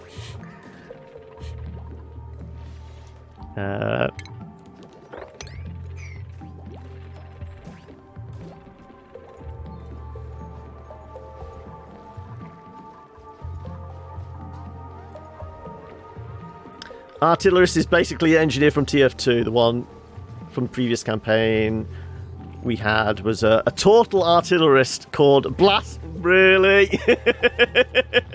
I suppose you had to, didn't you?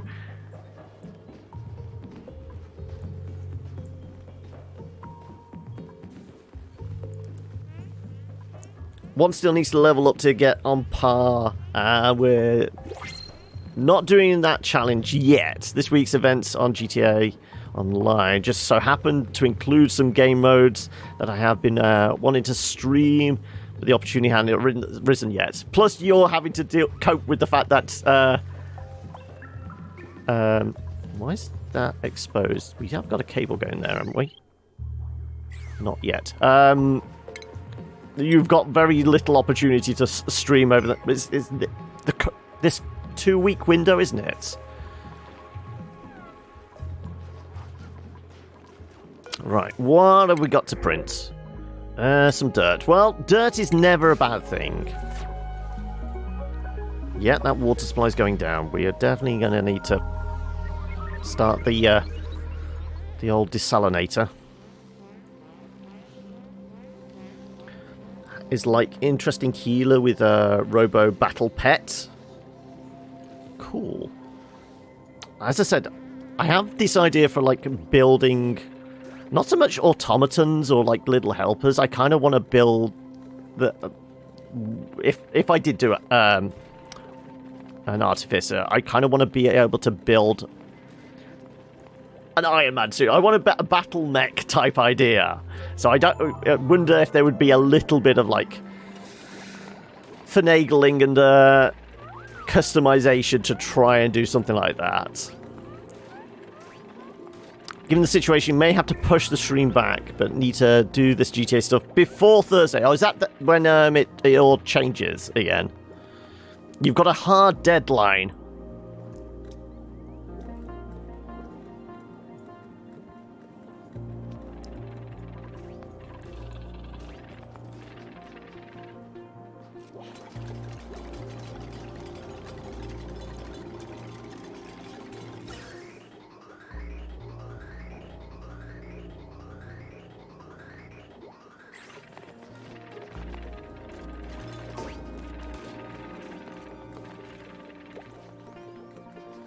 Every Thursday is when the events roll over. Yeah, okay. Right. There's still oxygen in this bit. So yeah, we do need... Okay, let's do...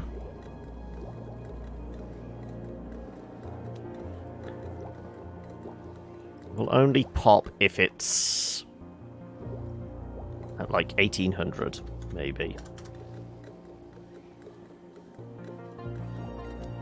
Try and shove a little bit of hydrogen through this gap.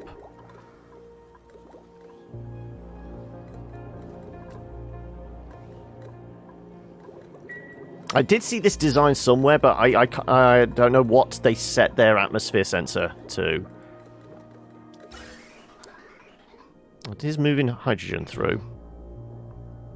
But we need to make sure it's only hydrogen. I guess I can... Until we know it's moving. Let's do 1,000. Right, let's have a look. Seems to just be hydrogen at the moment. Oh, the little lurk there. You'll be lurking, trying to compete. Go on. You're back into PUBG in a big way now, are you? You're hoping the last two subclasses added are like mech-based and potion one? That'll be happy. I mean, isn't like the alchemist one, I guess, would be most akin to doing like potions? It does just seem to be hydrogen it's shoving through, so we might be able to deconstruct that. Let's make that a high priority. Let's see if we can start putting hydrogen into the entropy machine.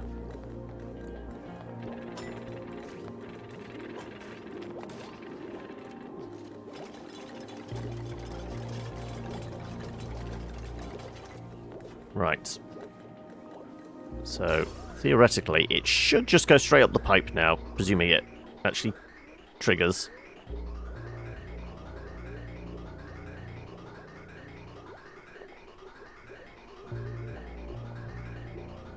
Indeed. Cool. Right, okay. Well, let's nudge this down a bit. Let's do 800.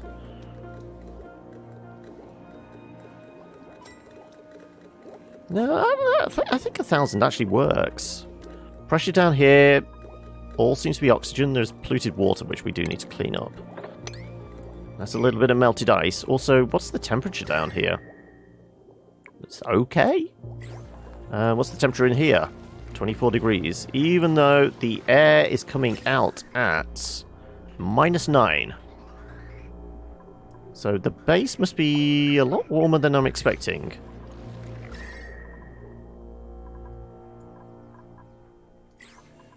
Well, I guess it'll all equalize.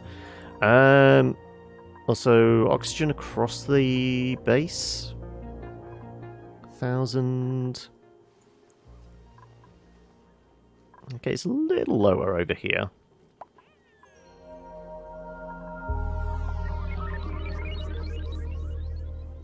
I mean, it's still breathable. Yeah, 1,000 works. 1,000 grams works. Okay, right. This is still getting wired up, it looks like.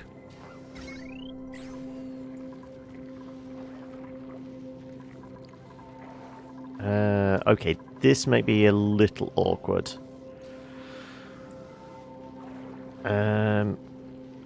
I mean, theoretically, we could go one tile under that. We wouldn't get flooded.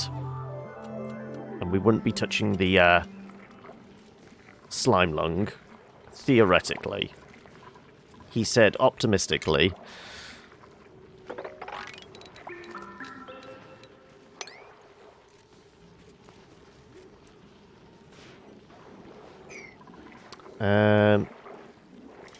Alchemist used to be potion-based, but now is nothing to do with potions. Plus the potions, they could have the name Apothecary. Yeah, that works.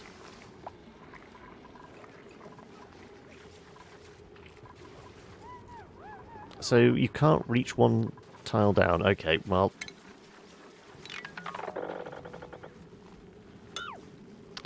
let's just wire up this way then.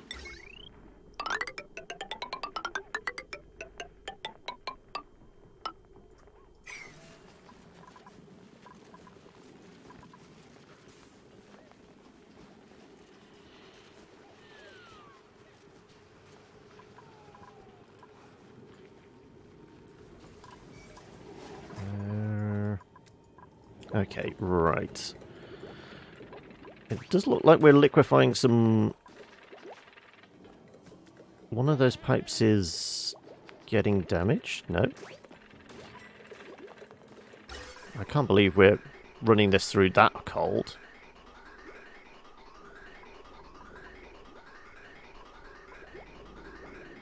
Really? Coming through at minus 50? That's a little colder than I was expecting. I was expecting this to warm up a fair amount.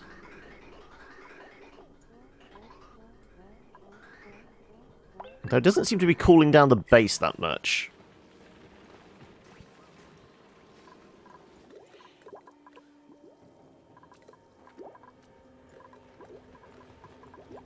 Maybe this is a little too high then.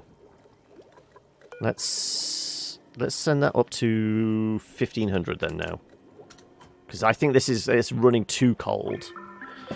One nice thing about using D&D Beyond is that you get access to the Critical Role one, Blood Hunter. Yeah, that was the short-lived Molly Mark, wasn't it?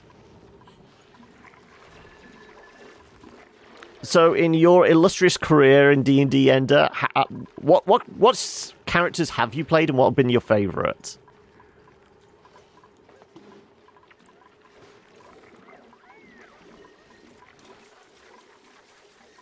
Right, we've got no food on the floor. It looks like... Was this the lice loaf one? Yeah, it's not filled. That was the sleet wheat. That's not filled. So we're certainly okay for food. Let's make one more lice loaf, because we're getting close. That's our backup lice loaf.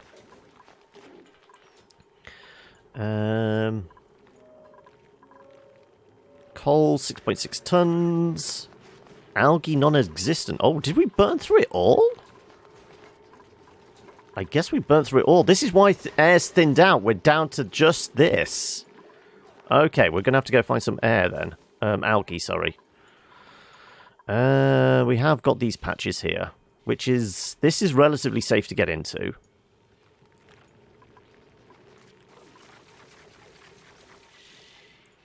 Yeah, I guess we're digging down here. Time to diggy hole.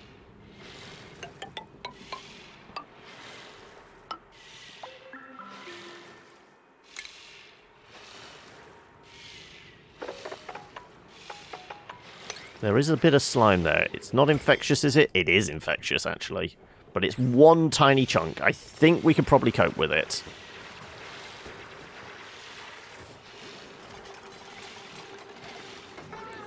He said optimistically. Has everybody... Actually, you know what? Let's make some immuno boosters, which requires pinch of pepper.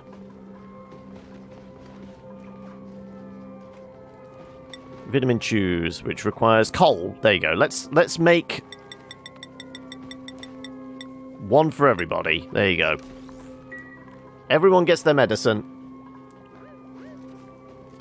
Question probably wasn't for you. Might have mentioned it earlier. Gnome Techsmith, Wild Mage, that ended up contracting lycanthropy from a were-rat. He was unpredictable in a group, and particularly at full moon.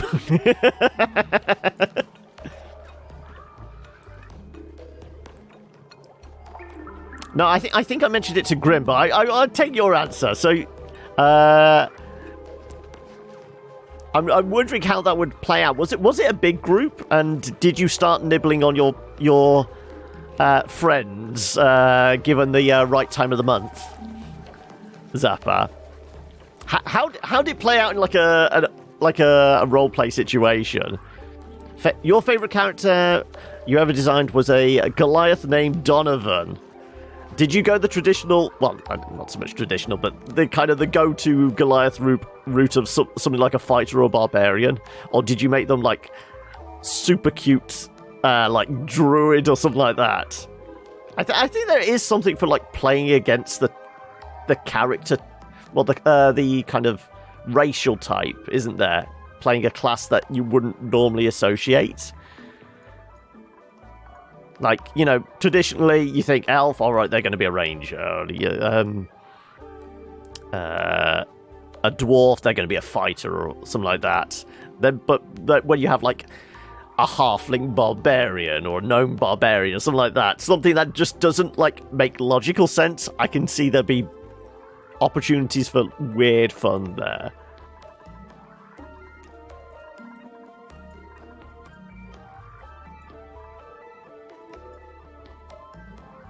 Group of 5, and out of combat it was more that he started creating more and more weird stuff. Sometimes he woke up in the morning with new contraption, was at the end of the bed, having no recollection. Oh my god, that's perfect. So it was almost like a split personality thing. Were you channeling your inner, like, Fight Club? Your were-rat version of yourself was Tyler Durden, wasn't it? The first rule of Project Mayhem is you don't talk about Project Mayhem.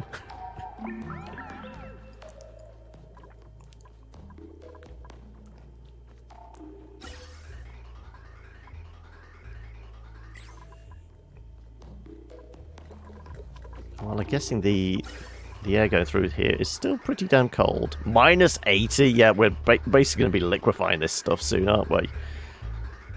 Wasn't expecting it to work that efficiently. We are bringing down the temperature, which is kind of good, but we don't want to bring it down too much, I will say.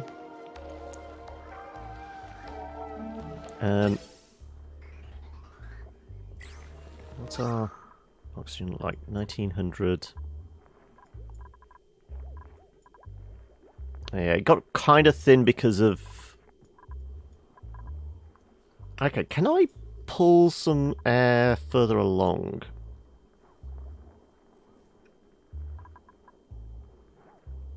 Like, spread this out a little.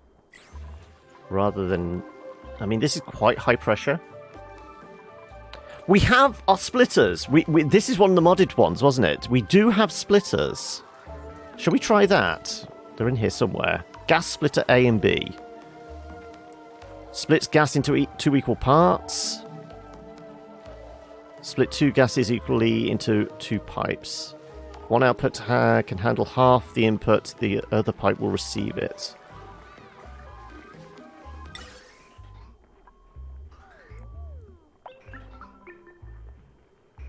So presumably,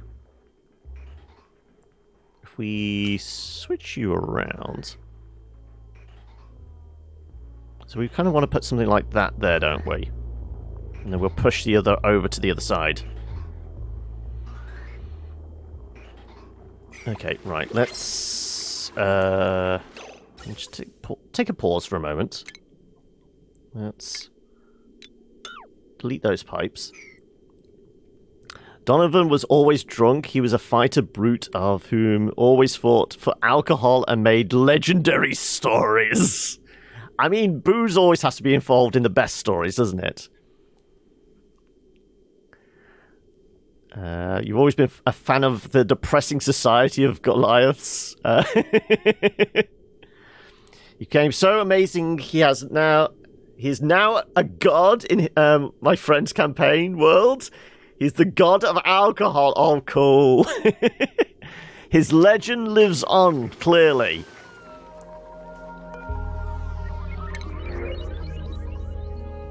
Yes, more algae. Though the iron is tempting. But at the moment, yeah, algae is probably a go-to.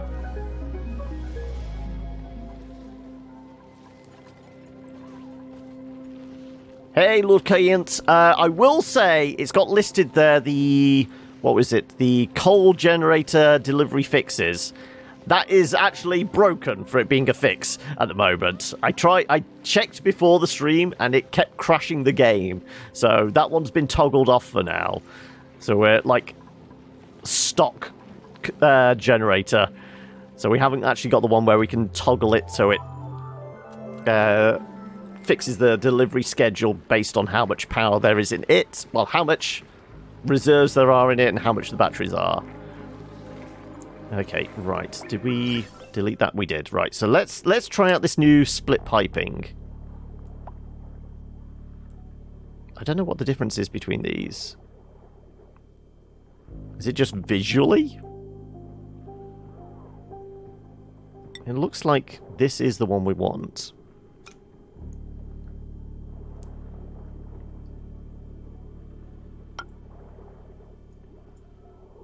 And it will be hopefully split appropriately.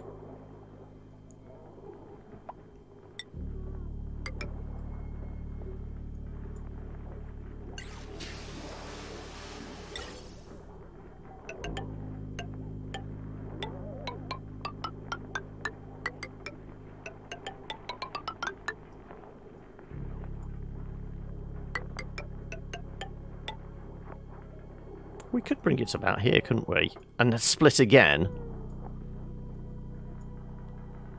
Yeah, let's do that.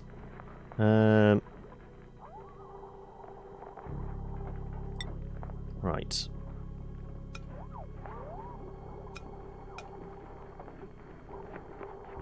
Actually, we did that wrong, didn't we? Yes, we did. Sorry. I screwed up.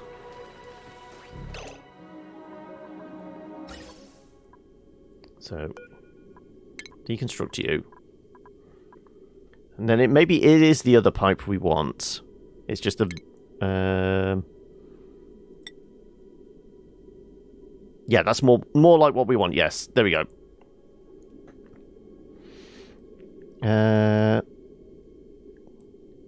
He knows... he's known for dropping taverns on his believers' enemies. Turning up at random taverns and challenging dwarves to drinking contests. And there exists a drink in what that world called the Blood of Donovan. It is so strong that it's just being in the same building as it will get you drunk. Does it know to split the gas evenly, or does it come... I think it does actually state here, split gas equally into two pipes. So that is actually what we want to do. We're going to, like, separate out, you know, a full pipe and split it half. So theoretically, that should be right. Yeah, delete this. This is high priority because I screwed up here. Thank you. Right, let's pick the right one.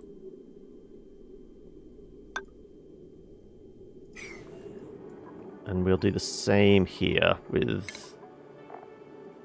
So this is my first time I'm using this mod as well, so we'll see if I screw this up. More than likely. I'm very good at screwing things up.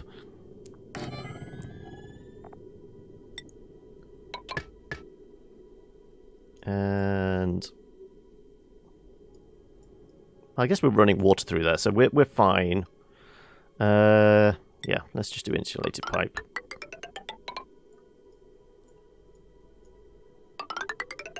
I mean, we're basically halving and then halving again, so we're going to get a quarter over here, but it's still better than nothing, isn't it?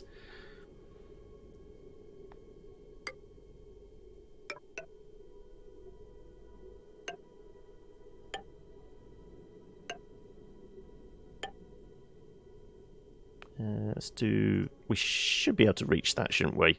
Let's put our vent here. Actually, let's just lose the coving. Corner molding... no, not disable. Deconstruct. Apparently, you can disable a bit of architecture. Yeah, so we're basically getting half the air through this one. Then we're getting a quarter.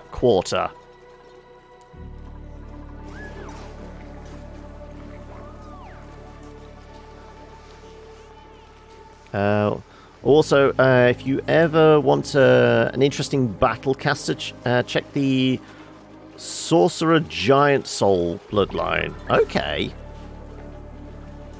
I mean, this is really the game I'm playing is like my first proper game of D&D. I played a couple of sessions of like a 3.5, but somebody else created the character for me, and all it was a basic rogue. So my whole thing was like trying to get behind somebody and stabbing them. So it was fairly basic. So this time round, playing a cleric, it's probably the most basic spellcaster to get to grips with, but still, I'm having to learn, okay, using spells is still, okay, still takes a little getting used to. Can I reach that? Unreachable build, yeah, I thought so. So if I delete, not delete, but destroy you, and put a build that, I should be able to reach it, I think.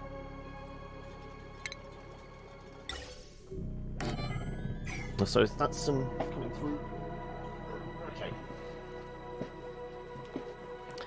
Okay. Once drank a poison potion when at 4 health while in combat with a necromancer. Guessing that didn't end too well. I'm sure the necromancer found use for you after that. You became a loyal worker then, didn't you?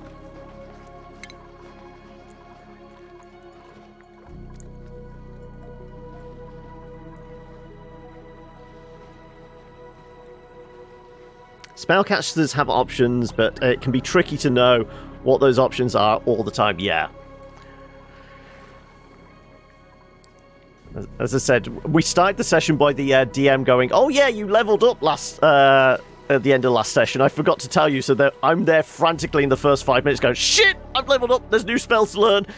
Gone from level 2 spellcasting to level 3. What do I pick? Oh, how do I put this in roll 20?" So yeah, there was a lot of that.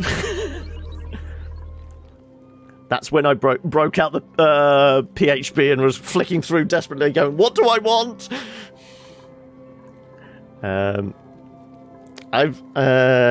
You lived, but that's what you get for testing the DM by not identifying potions. Oh, we've actually had that in the campaign we've got. We've got a bard that is somewhat of a loose cannon. When he's perpetually looking for a drink, so whenever we find a potion, if he's anywhere near it, he will literally just chug it. So we've lost 2 potions of healing like that when he didn't actually need healing up. He goes, I need a drink, and oh, you've discovered a bag, and it's got a strange bottle of, I'm drinking it. So yes. To say he's a loose cannon is an understatement. Was carried by the party for that. You'll be back later, no worries, Fluffy. Is it, you off to get food? You finished your PUBG challenge. Were you successful? Oh, just acid in a jar. Oh, God. I bet that was interesting.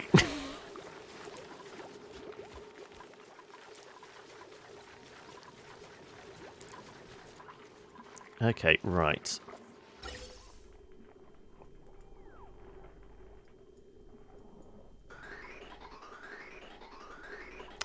Oxygen's getting very cold now. Let's definitely set this to like 1800 now. When we start getting liquid chlorine, we know this is probably working a little more efficiently than we're expecting. Though, I mean, still 24 degrees around here. It's probably having some cooling effect, isn't it? Plus we have these two Weezeworts here, so hopefully we'll keep the base nice and chilled. Well, congratulations, Alex. I'm glad you were successful at something. You've not been able to do the streaming, but you were able to finish your mission. Or challenge. All you had to do was kill a guy. You're... Okay. You are a monster. I mean, we're all monsters. We've discovered this. Oxygen is a privilege. I mean, they've not earned the right to breathe, have they?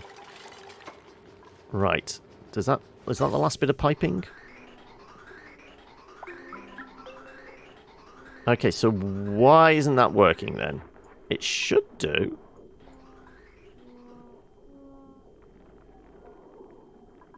That's an in. And then these are both outs. I have got those connected, haven't I? Maybe it's that. Let's have a look.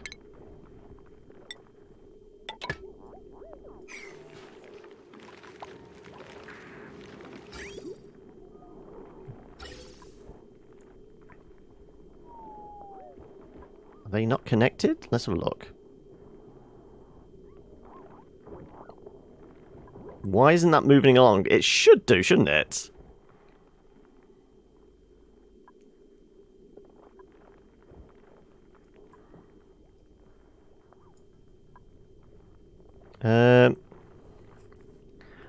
They get their oxygen back if they win, yeah. That's just deleting...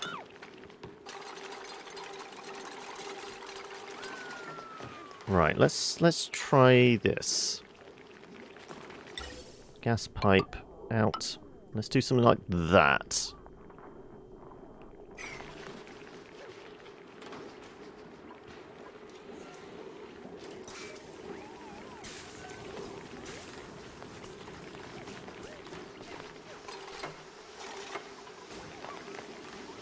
And then if I put a vent here...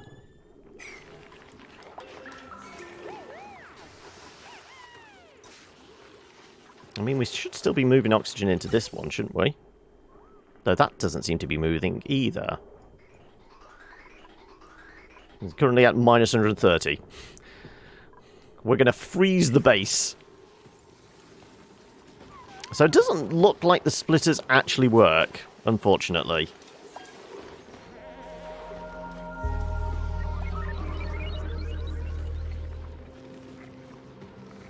That's mildly disappointing.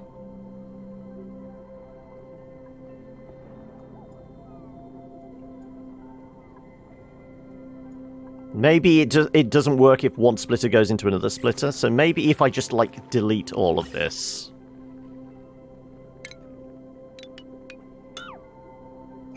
And literally just have the pipe going. Maybe we can only half it, we can't quarter it as well. I guess this is what we have to do. It's all experimentation when it comes to mods, doesn't it?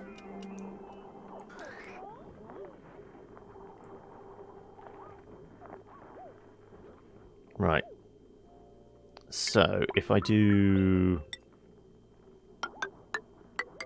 this now, is it going to move?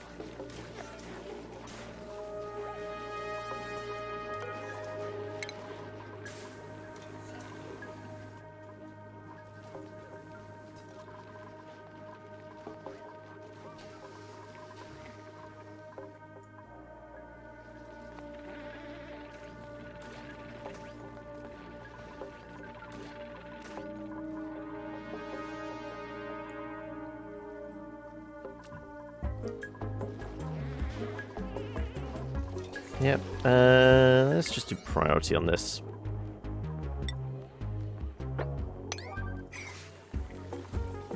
I want to see this oxygen move.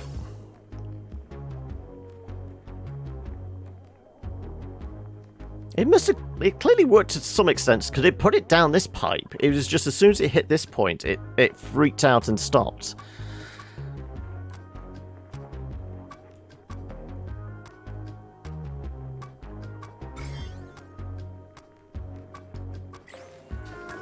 So those germs are very close. We're going to have to put a lid on this bit.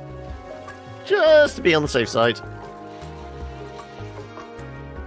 Right. Last bit of piping done, and it's moving. Okay, so I think it's just we can't split one into another.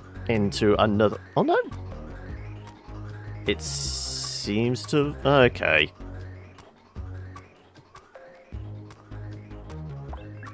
Yep, it looks like it doesn't actually work properly.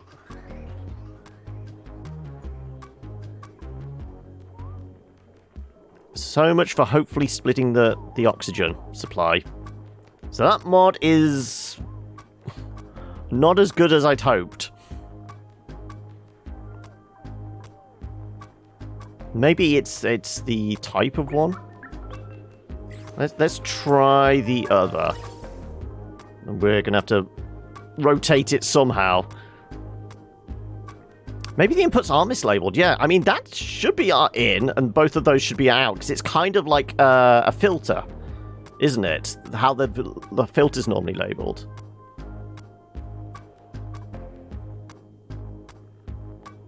But if we change it.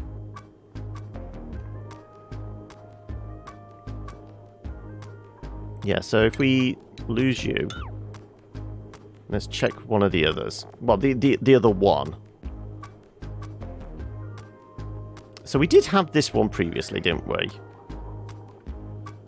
And we had it rotated the wrong way. So we had something like that, didn't we? I mean, from the image, it looks like this is the main in, doesn't it? It looks like that. So it would be something like this.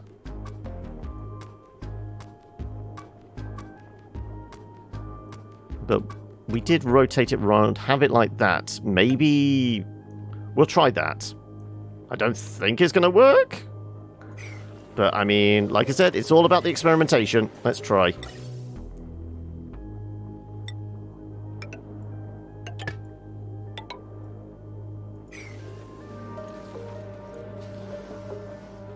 And during this time, oxygen's getting very thin.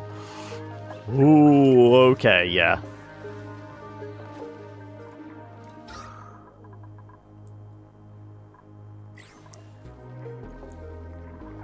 It's worth a shot, yeah, exactly. I mean, we've got patches of a little bit of oxygen.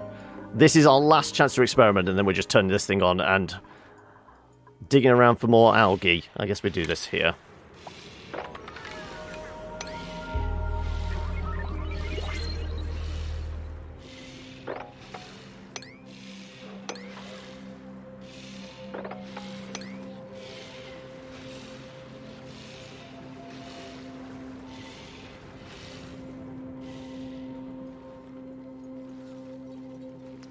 Right.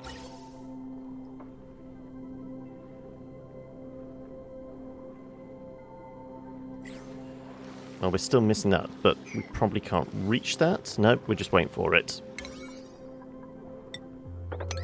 Let's see. Go on. If we figured if this is a case of it's badly labeled and this does work, I will be surprised, and we're going to have to make a note of that for the devs of it.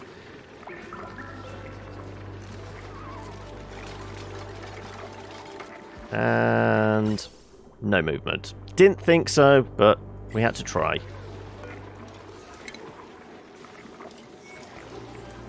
Well, we need to connect this back up again. Get some oxygen moving.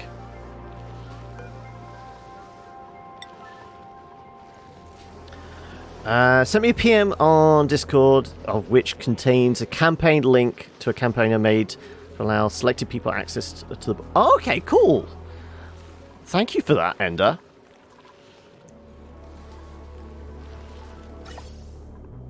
So when does this apocalyptic survival one actually kick off? Because you said it's just starting, or you're not started just yet, but you're in like the planning stage of it all.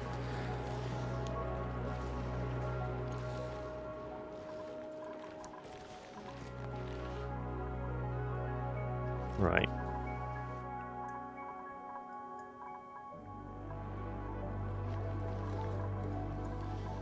And the gas is going to be coming out at sub-zero temperatures. Somewhere between minus 0.5 and minus 130. This is going to chill the base nicely, isn't it?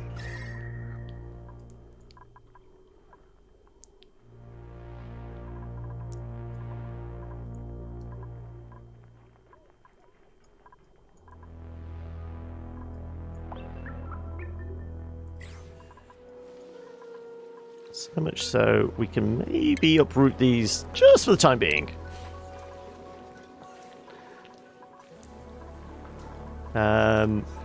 Okay, how are we going to get this splitter to work? If not, we're going to have to go back to like just gas bridges and that, I guess.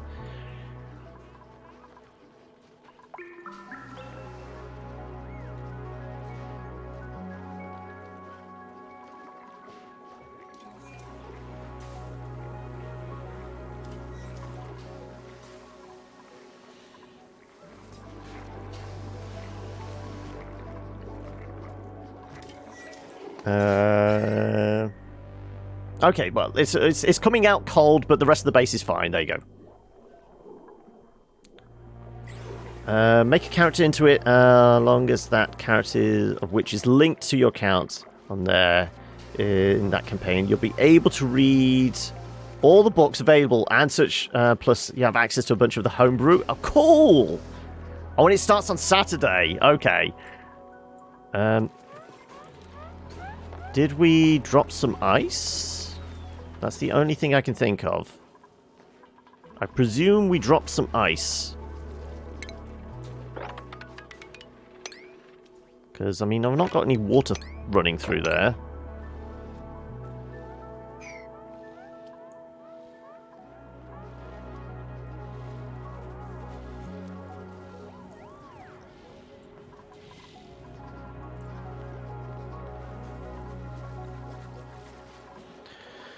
Okay, well, if I just do bog standard, bit of piping, join those up.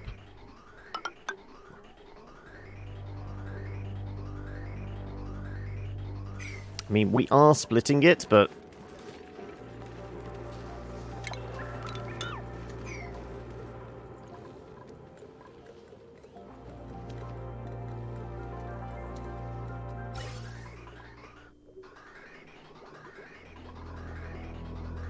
Oh, and apparently there's a mix of gases there, which is not good. We're going to have to put our vent back in here, or risk breaking the machine.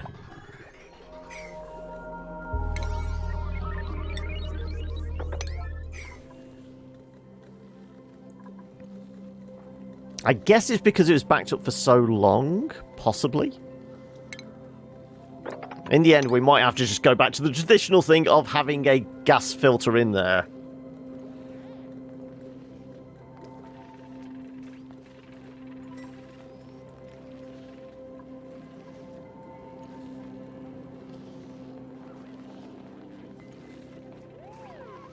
I mean, we could be letting gas in through these doors. I might have to do my 3-door trick again to make sure everything stays sealed in there for the most part.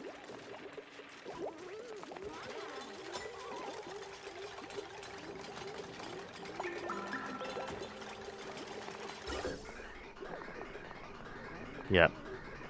Getting there just before a bit of oxygen gets into the pipe. I guess we could use plumbing, couldn't we?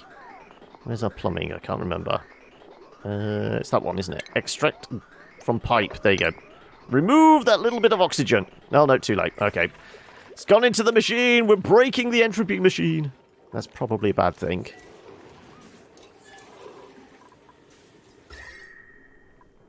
And the gas is now coming through at a mild minus 80 degrees now.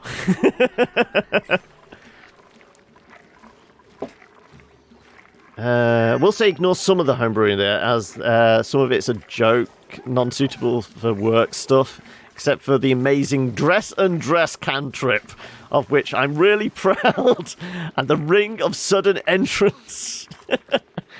I'm trying to imagine what a ring of sudden entrance is. It like kicks down the door for you, and music blares as you make a grand entrance.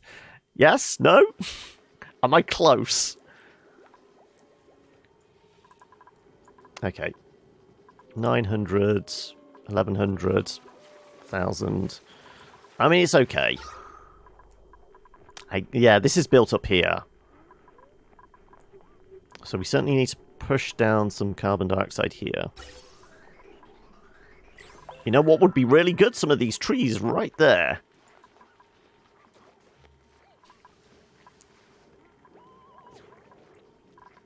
What's the chance of getting another one of those fern seeds? We'll take the iron. We grabbed 15 kilos. That's certainly not enough to run the things for a while, is it?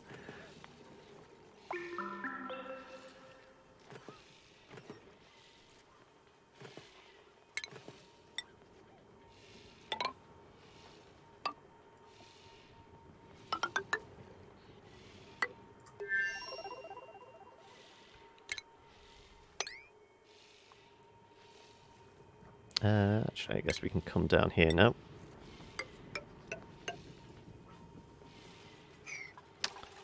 Falling asleep right on top of the slime lung. That's probably not advisable. Although I'm kind of think we get rid of it. This was storing slime for us, wasn't it? If I can remember rightly. Yes. With a scrubber right next to it, it should be okay. Yeah, let's bulldoze this. Ringuston at entrance makes you into the Kool-Aid guy, basically while you're attuned to it, and somewhere with 1,200 feet of you says your name. You teleport to behind a nearby wall, under a nearby floor, or above a ceiling by the person who said your name, and you barge through it.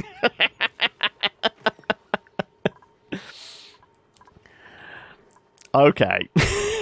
Ridiculous, but what else was I going to expect? Right. Let's sweep that up.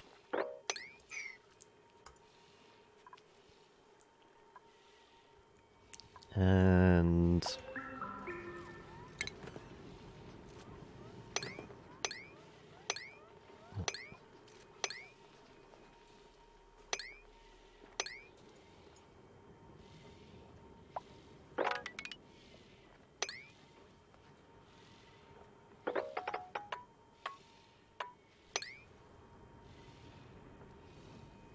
And just to be on the safe side, let's... Oh, no, throw a bunch of ladders.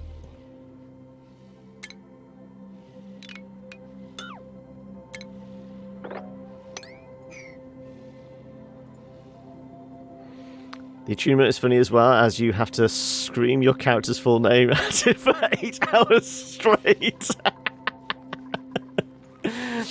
Okay.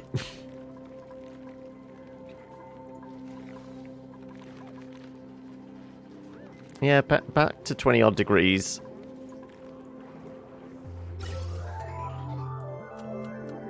It's coming through at minus 30 now, okay. I guess it's because we turned this bit off. Oh, no power. Are we out of coal? Or they just not come and filled up recently? Why is nobody coming and putting coal in this? This is a pretty high priority.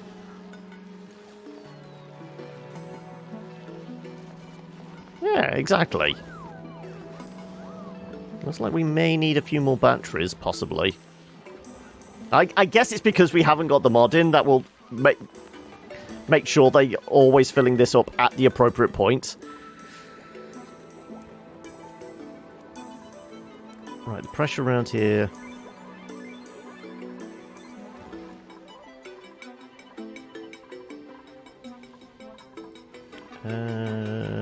Right.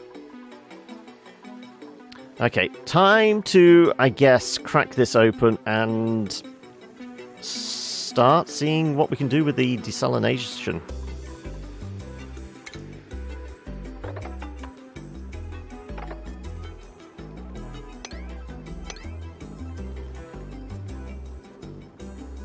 It's liable to get a little warm in there.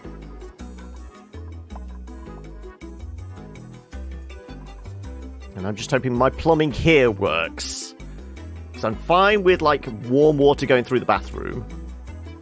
Because that's going to exit out and go into the machine. But we won't be wasting drinking water, as it were.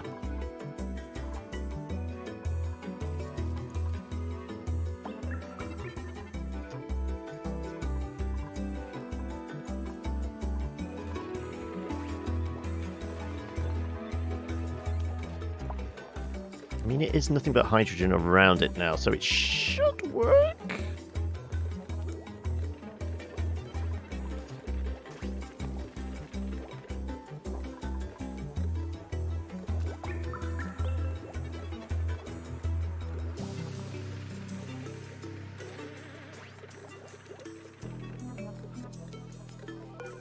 Okay, let's deconstruct you.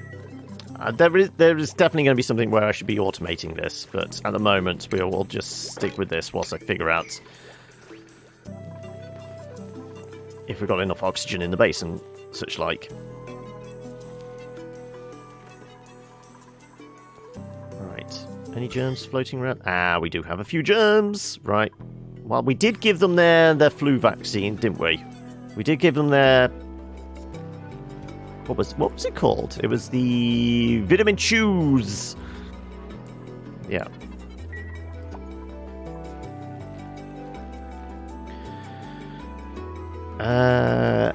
You could do a stream D&D campaign where, with the DM's permission, have it that the viewers can spend their nibbles to interact with the campaign. I mean, I as I said, I've only played one game. Well, played one proper campaign so far. We're what, 4 or 5 sessions in. I don't know what my level of confidence is for actually streaming it, whether I'm like purely a player or I guess at some point, sometime in the future, I will step behind the screen and possibly DM, but I've got to have an idea first. But it is the sort of thing I wouldn't mind doing at some point. Though I just need to build up level of confidence and actually have an idea of what I'm doing. So I kind of feel like I've got to play a few other campaigns, try out a few more other kind of classes and characters and styles of games, I guess. Because the game playing in at the moment is kind of strong on the RP. I guess I've got to play a game that's kind of a little more mechanically focused, so there's like more of a dungeon crawl element to it. So I get used to like the mechanical elements and get a bit more kind of hooked into like the combat aspect of stuff. And I think somebody's sick. Sienna has hypothermia. Better not be Sienna in the cold there then.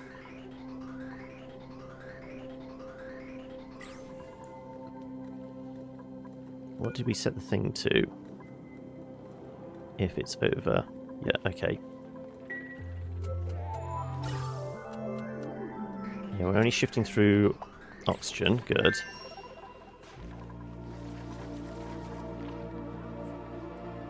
You probably want to be more comfortable with the whole D&D thing before you start messing around with it and adding more complexity to it. An already complex thing. Yeah, exactly. Okay, like I said, we really need to start tapping this salt water and seeing how we can get on.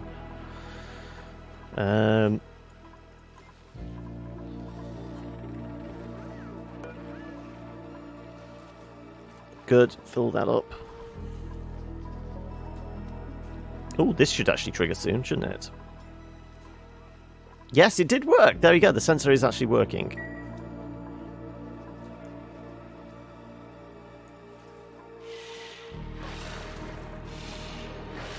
Oh, the slime hasn't been picked up. It should have. Can we do a priority on the slime? Yeah, can I get a priority cleanup on the slime, please?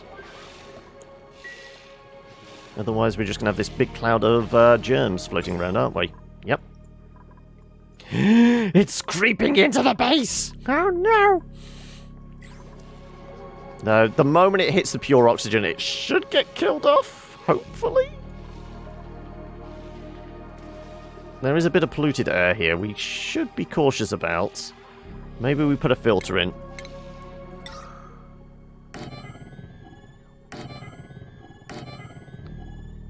Make sure it dies! Kill it! Kill it!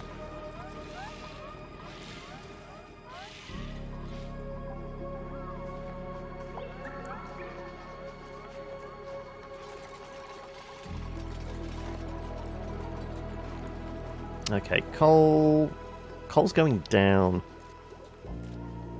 Does look like our eggs must have hatched. Though it doesn't look like we've got massive critters there.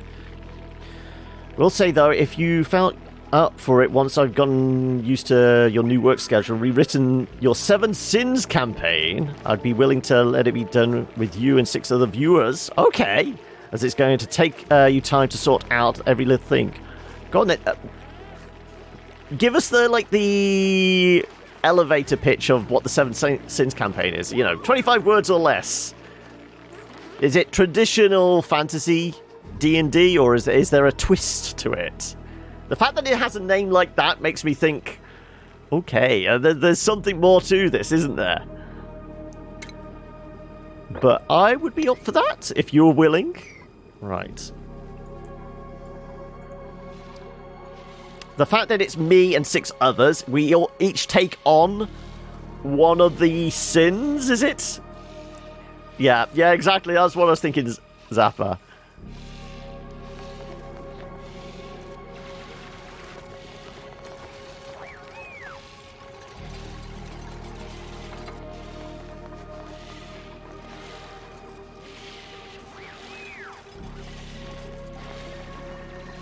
And there's question marks about germs.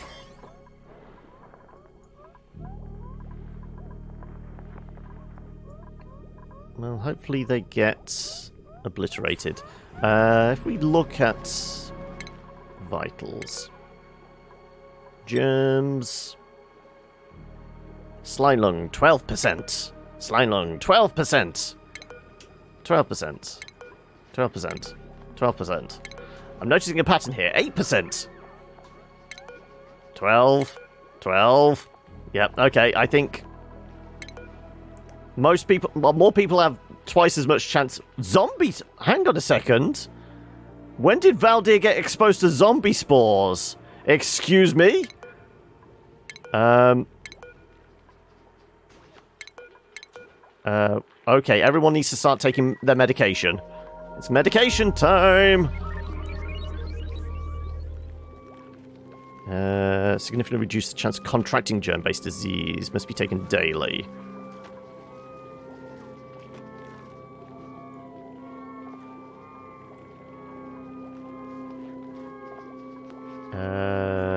We're probably going coal and water.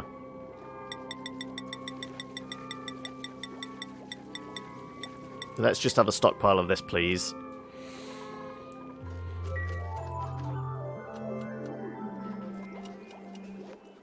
Steampunk era mafia wars, where you work for a tiefling called Lucifer, and in a mix of RP and combat, you plan to take over the city. Cool. So, kind of like an evil campaign. Well, certainly skewed to kind of more of the dark side, I guess.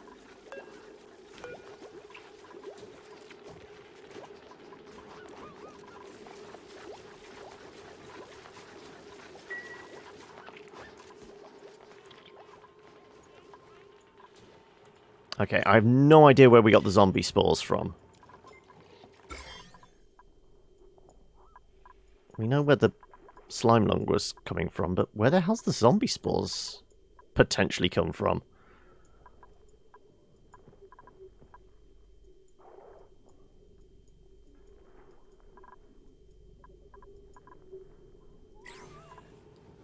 Okay, I'm concerned. We've contracted a disease that we don't know about.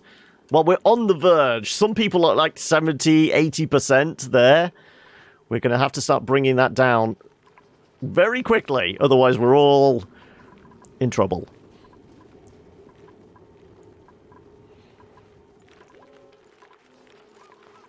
And talking about airflow. Tis all good.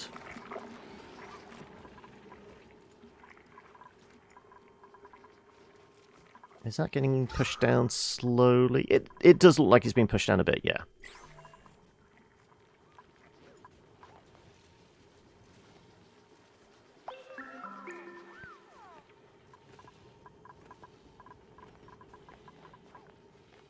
Valdia, stop nibbling on new brains. Right, please be curative stuff. No, it's a pufflet.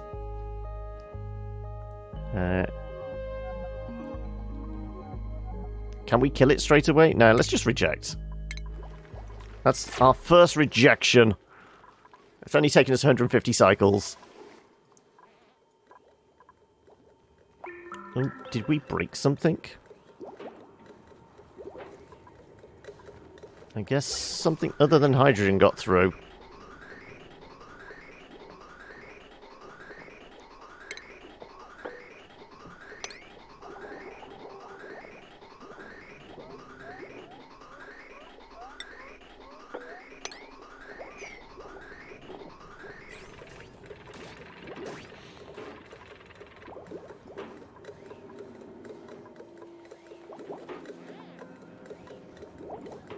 For the most part, it does just look like it's hydrogen. So this should be working in theory, but it is just a theory. A game theory. Oh. Well, I guess we didn't empty that bit of gas. Let's cancel that. And somebody either pissed themselves, or that was another chunk of ice being melted.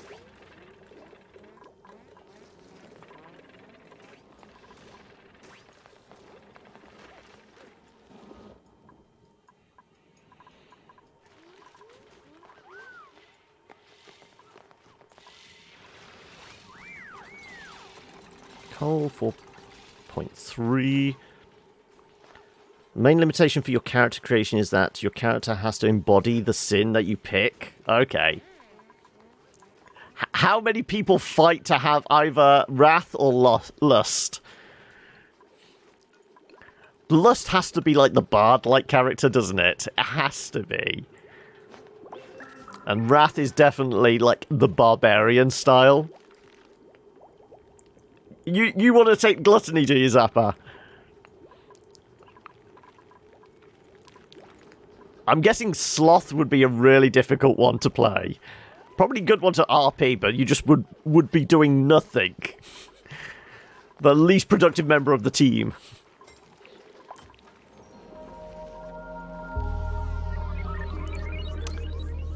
Envy would be a rogue, wouldn't it? You would be a thief and you'd be stealing everybody's shit.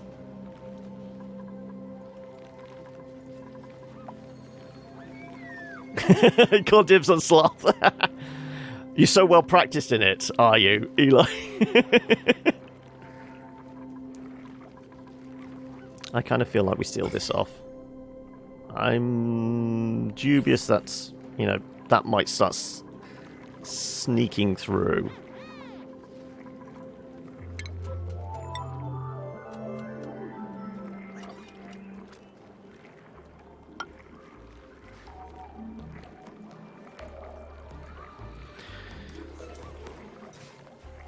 Can definitely do any sin as any class. Could be a fun little challenge to see how each player would portray them. Yes.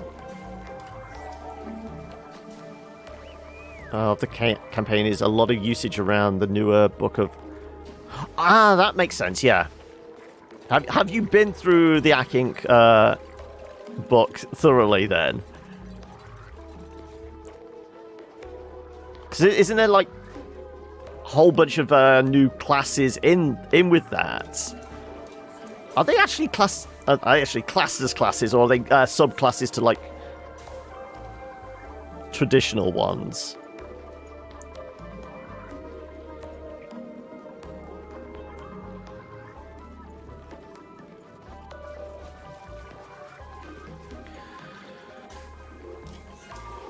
Anybody gonna do this? Cast portable lounge sofa.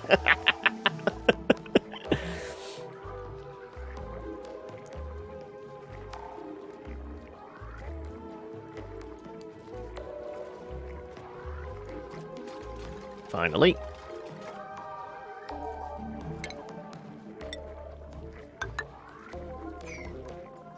Right. You are digging it out good. Thank you.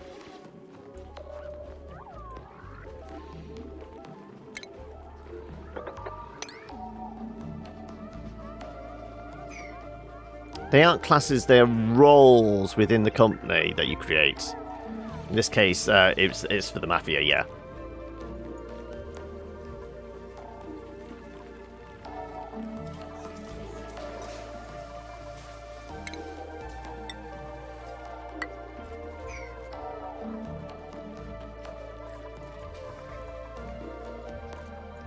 I guess it works really well because there's like that hierarchical structure, and it's business orientated. So it's about the acquisition of profit, obviously, and power.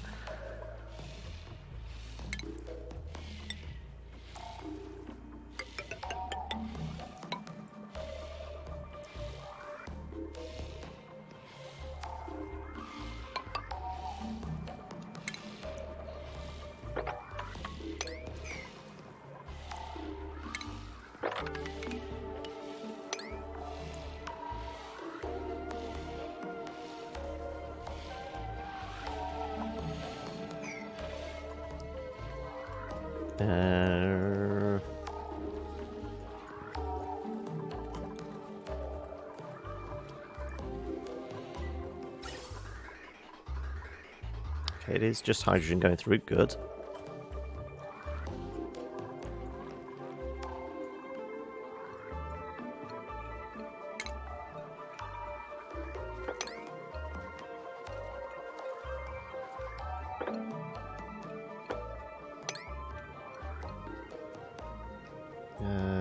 Let's cancel that bit. Let's do...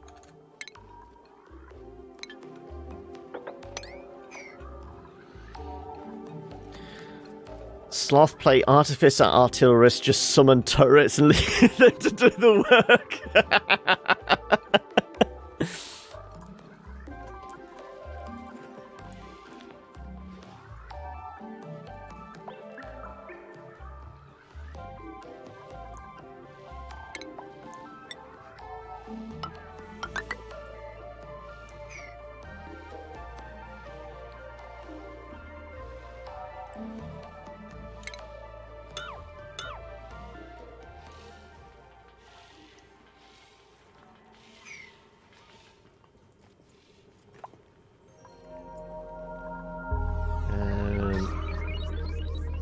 Okay, it's improving over here. Not exactly thick, but manageable.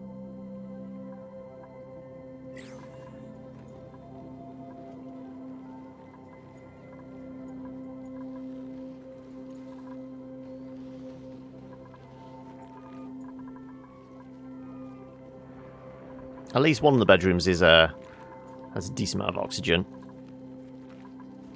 Actually, all of them do. I mean, this is because this is right next to this. Yeah. That would help.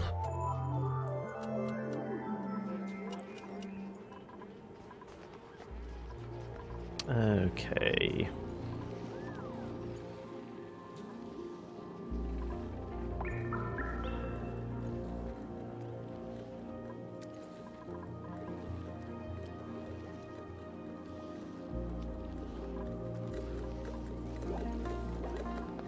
If we just, like, sweep all this shit out so we don't keep having flooding. If there is any ice in here, it's gonna... There is some ice there.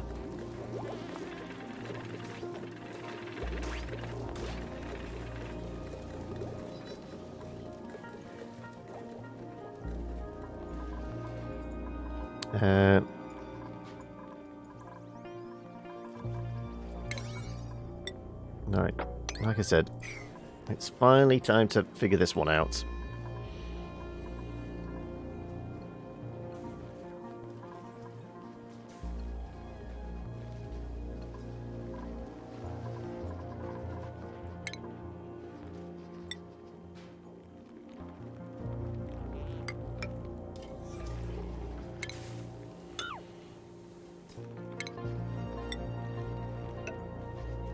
Well, hopefully at this point they shouldn't start, burying their head in concrete. I do this bit by bit.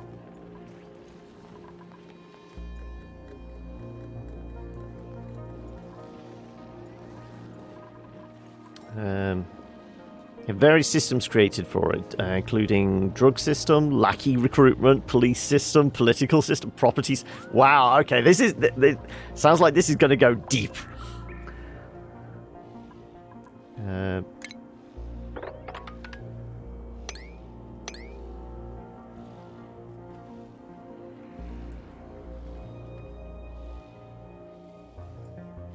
Yeah, the water levels dropped. This is why we really need to get this going. There we go. It's starting to pump.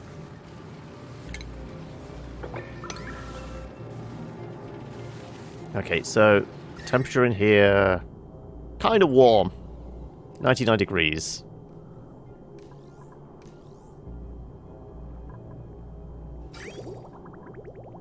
Water in the pipe, 81.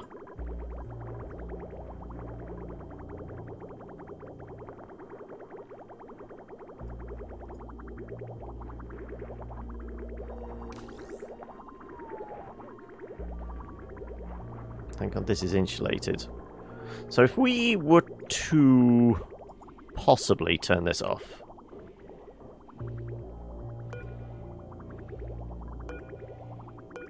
No, the pump.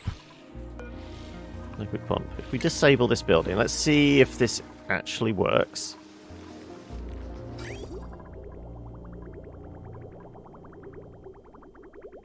It's very free-reign campaigners. Although Lucifer is the boss, he's a lazy boss. He's all about the delegating of the work, is he?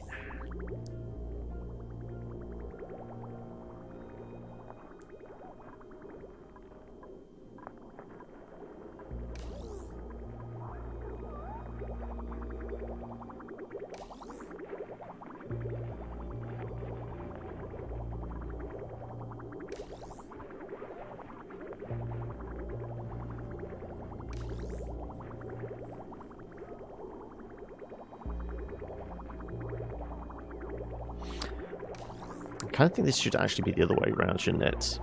We should have a bridge here. And then this should flow.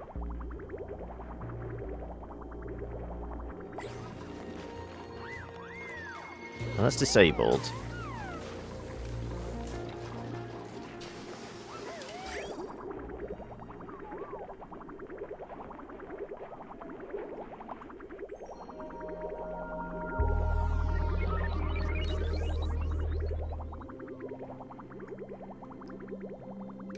If we disable this for a moment. Right. Redo this piping. There's going to be a small puddle, but it's not going to be too bad.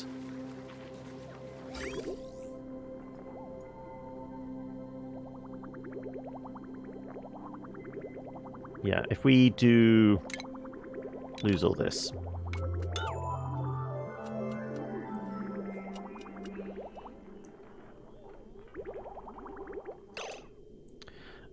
We're going to go bridge.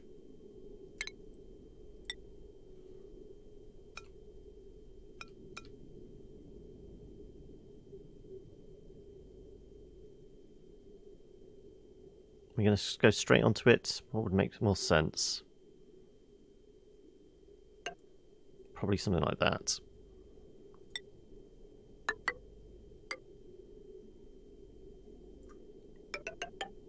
I'm concerned about warming up the base too much. So we will insulate all this now. And then once it gets outside, it's fine.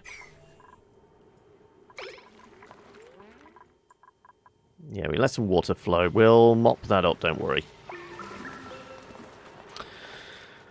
Due to timing of it, it would probably be every Friday at 5 or something like that. Maybe a Saturday, depending if Apocalypse 1 is still running. Okay. Well, have to see how things pan out. Obviously, streams go on normally till about 6, 7 o'clock-ish. Because I mean, the game I played last night. Why has that been dropped? Can we make this a very high priority grab?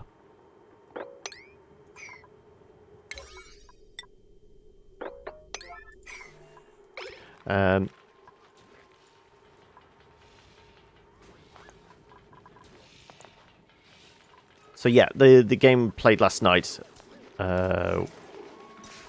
was obviously we started at 8, so I finished the stream at about what was it, 6 o'clock? Just to give me a chance to, you know, go make some food, wind down and that, and get everything set up.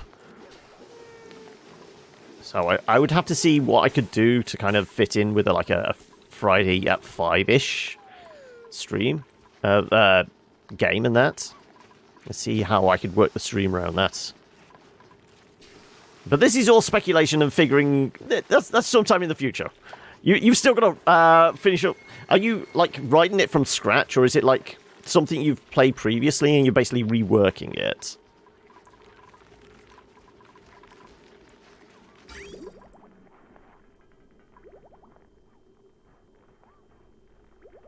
Let's do 8 on this.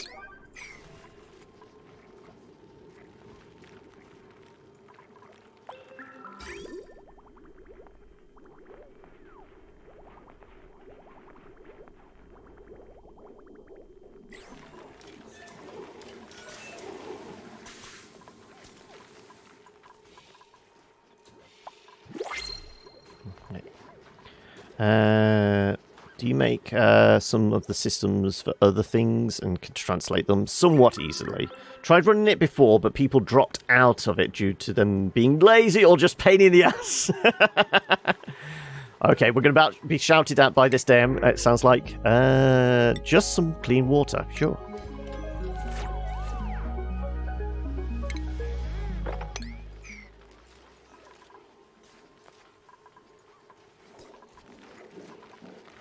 Okay, does it look like that water is flowing?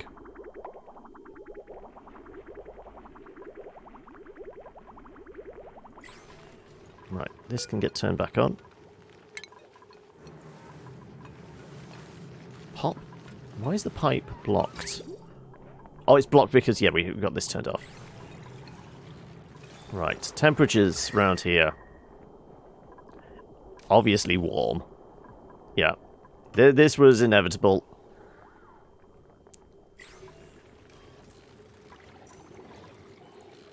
Had someone join, then not show up for 2 sessions, including the first. Oh, okay, that's bad. You know, you can expect, you know, occasionally somebody's not going to be able to make it. That's a given, as long as you got advance notice. But 2 sessions and including the first one, that's going to like put a kibosh on most things, isn't it? Looks like power is out. No.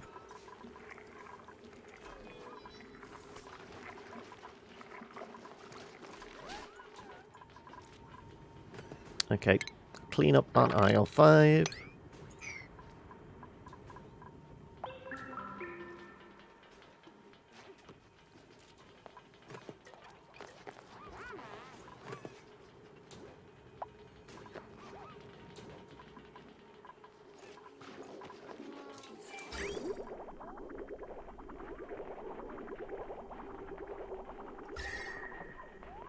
Yep, getting quite warm around there now.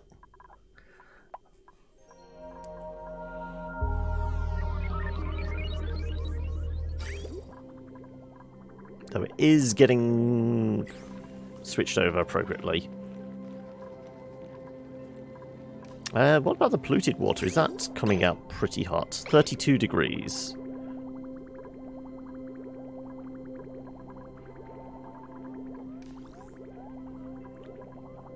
Yeah, when it's about 60, 70 degrees, yeah, that's probably bad. Though due to the structure of it, it can work without everyone around for it. What, would you essentially, like, follow an individual? Because So when you say there's, like, the lieutenant system and things like that, does, like, the individual sin have a bunch of lackeys working for them. Are they basically sub-bosses for Lucifer? So they have their own kind of small group that they can command, and then that means, like, each session you can almost, like, each one focus on, like, one of the individual stories or something like that. Yeah. Lacking power. Though we do have that. I think it's time to put another Jenny in. And then it'll be time to go after the hydrogen. Not hydrogen. Natural gas. I want to go back to seeing if everyone has... I really want to clear up this zombie spore problem. 82%. 73%. 73%. Where the hell did we get the zombie spores?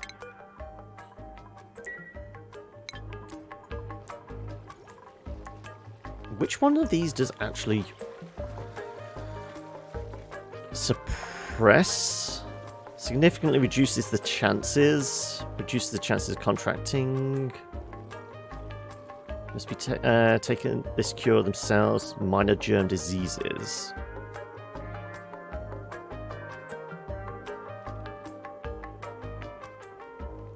This is this only takes effect once they have actually contracted the disease.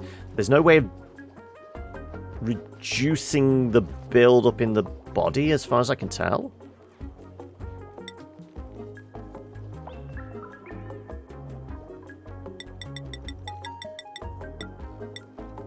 Let's see if everyone gets one of those. See if that helps. It's group work, so you work together to complete your decided goals, but because it's a city, you can simply say such and such character is sick today. Okay. They're off on some personal business.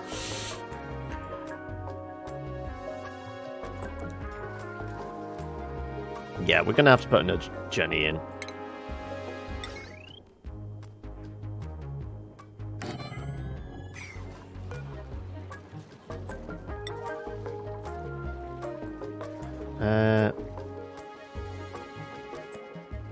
Did I perchance open a package containing a sample of medicine regeneration?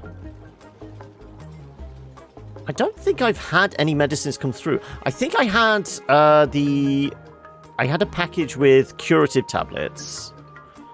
I think that's the only meds we've had come through the pod. Yeah, curative tablets is the only one we've had come out the printer. Nothing regeneration, no. So I seriously have no idea how the spores got in there. It was an ill-attempted Resident Evil reference. Yeah, I'm just trying to think of anything that could have actually got it into their systems.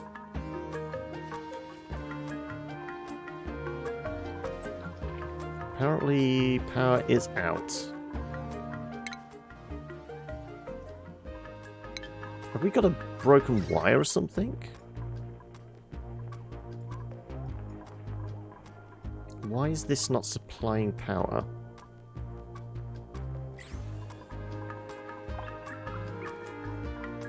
It is now.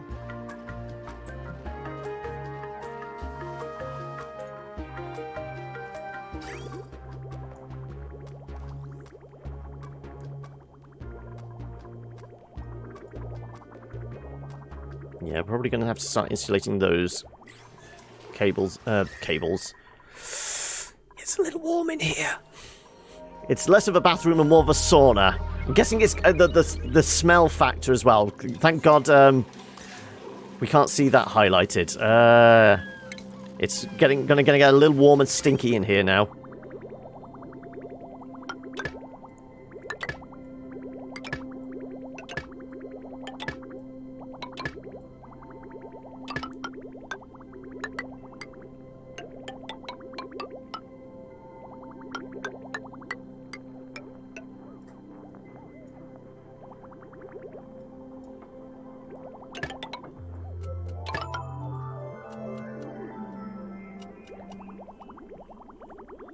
Oh, it's called regenerate. I still probably would have missed the reference. Don't worry about it.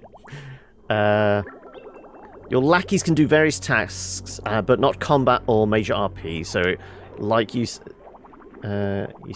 start up a questionable meat company, so your packets can be harvesters or sellers. Okay.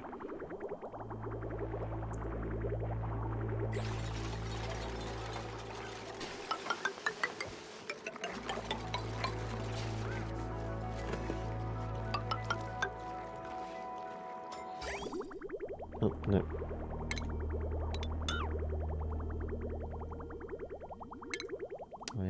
Insulated.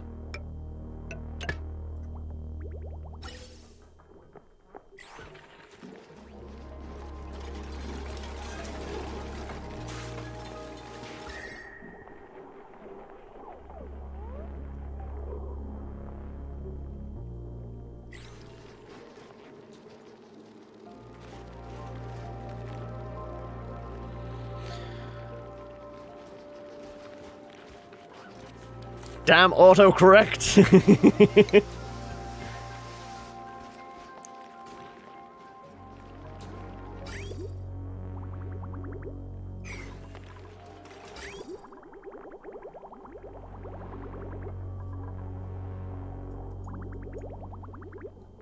So I'm guessing this might be getting warmer here. Not that much more warmer.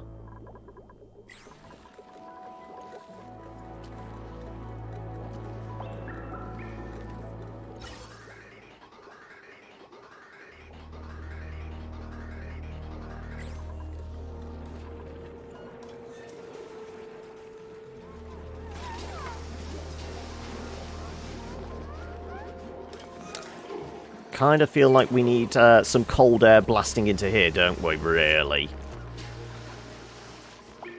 Can I put a vent in? We'll lose some corner moulding.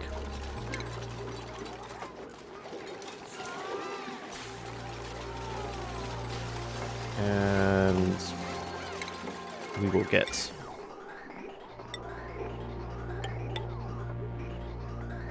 a vent in here. Hopefully it will cool it off a little.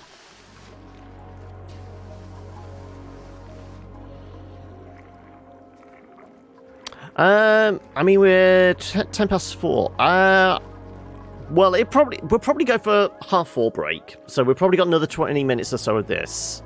Whether we carry on with this after the break or we switch over is still down to you guys. What if we switched over? What do you want to see?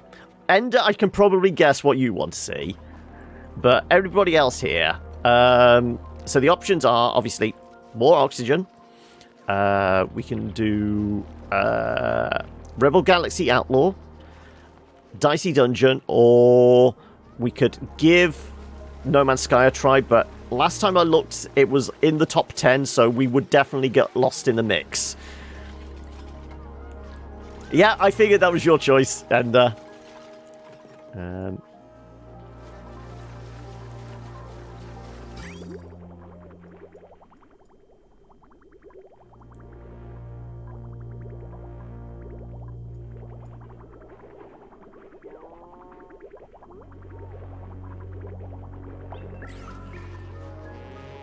Rogue Galaxy 1. It's basically space trucking. It's we played it on Tuesday in the second half. You basically have, think Firefly the game. You've got your single man crew on a clapped out old spaceship, and you're running any kind of job you can get your hands on, whether it's like a delivery here, helping a police patrol shoot down some pirates over in this sector. Essentially, you're just trying to build up cash. Some people have said it's like akin to like the spiritual successor to something like Freelancer. There's a very like elite dangerous type feel to it as well.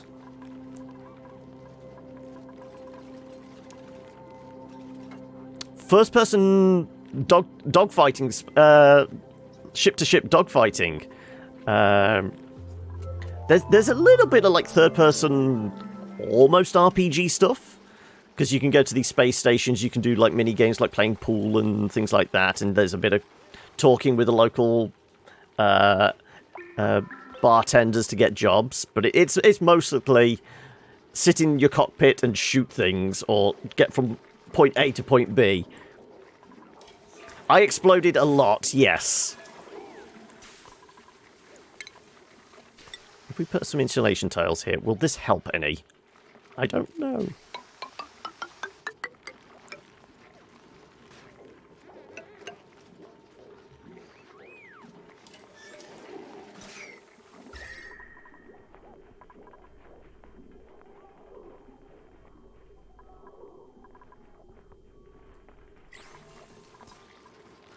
Yes, there's a definite Firefly feel to it. Jeez, I can't talk.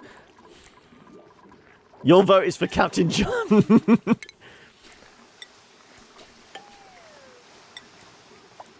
Well, we got, like I said, another like 20 minutes or so. So anybody else wants in, they can help decide. We'll figure out what we're going to be playing next. Okay, is this because water's not getting pushed through? Max pressure? Oh, I guess it's for this, isn't it? Let's reduce this down to... I guess... we'll do 1300. There you go.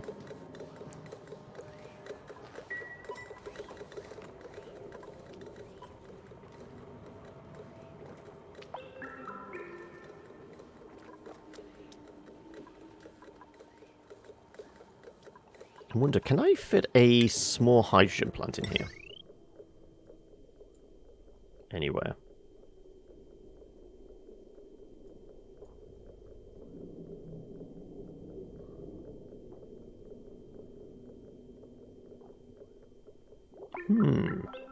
This has possibilities.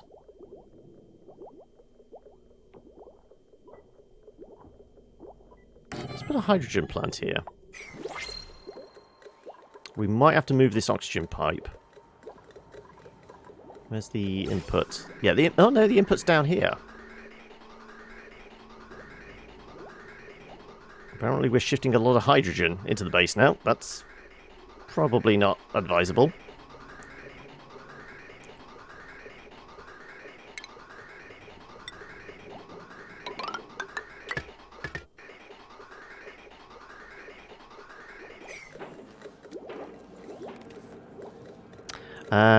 Hate to be the guy that told him so, but I warned him against buying a house.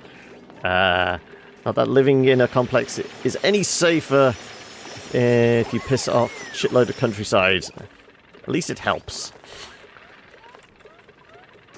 Right.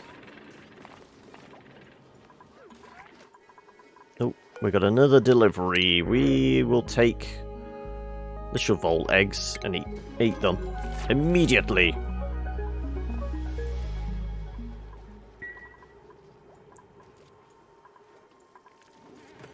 Apparently we dropped some ice again, it looks like. Yep.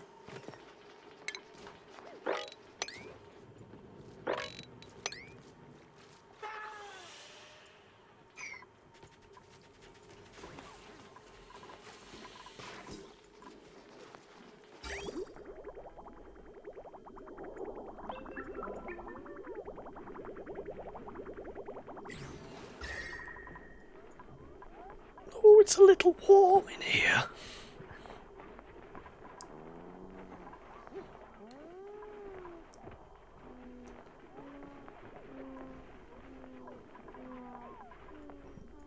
Okay, maybe we forget about trying to pass it through the bathroom because it's getting toasty in here, isn't it? Okay, how are we going to reroute this differently then? I guess we go along the top here.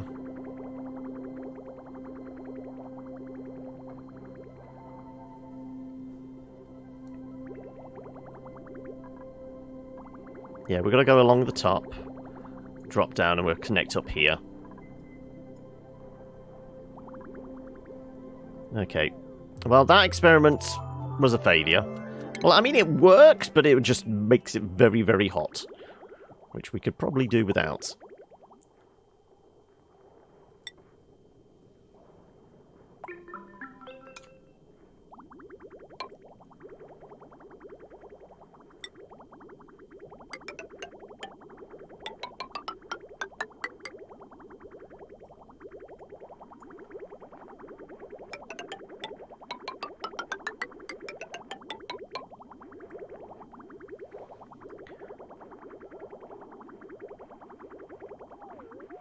But I guess doing it this way, I guess we could put some kind of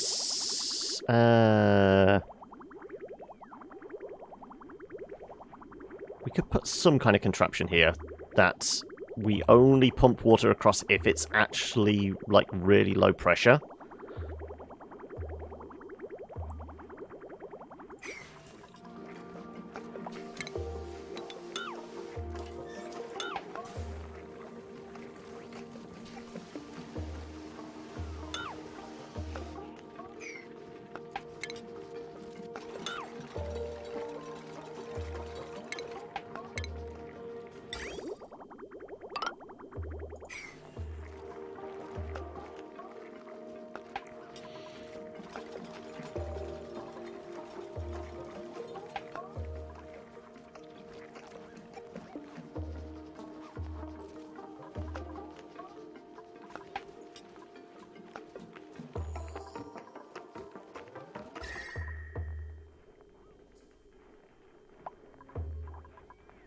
Now, presumably that's helping cool that one.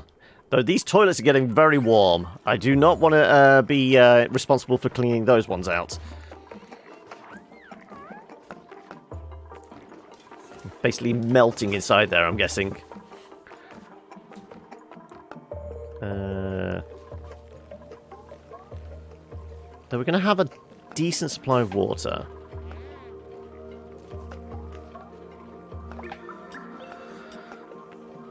One double bed flat built inside a sprinter van for you. Okay.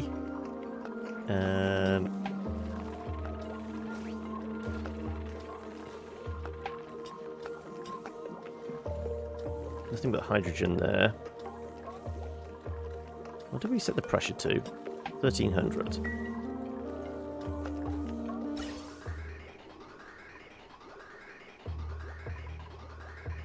So it's splitting between the two. So I wonder if we can, like, maybe disconnect this then now. How much power does this produce? 18... That should certainly be enough to run these. So presuming we're always producing enough... Maybe we put a battery there just to be on the safe side. So one battery.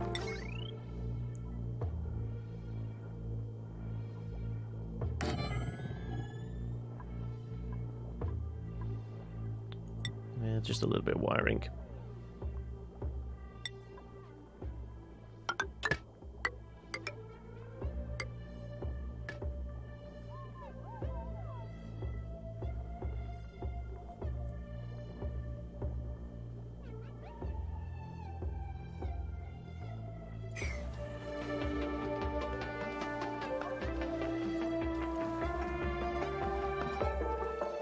Yeah, we'll...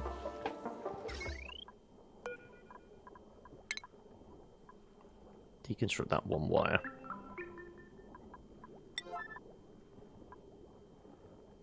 And since we get the opportunity, we'll plug it back in.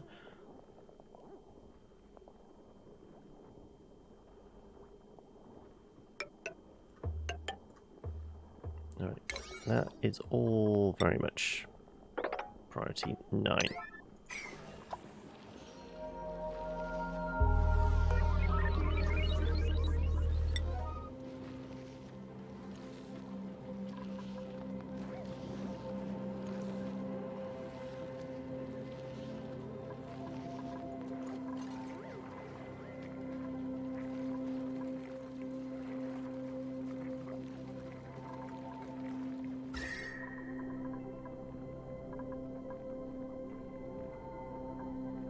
Still pumping out pretty cold.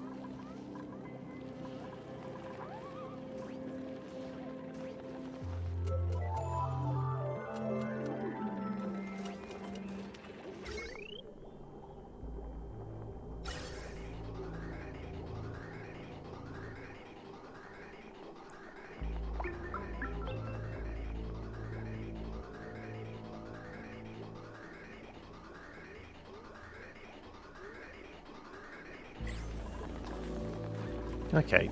I wonder if I just disable this.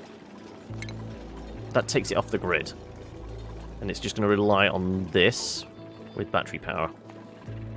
So let's move this down to 1,000 again.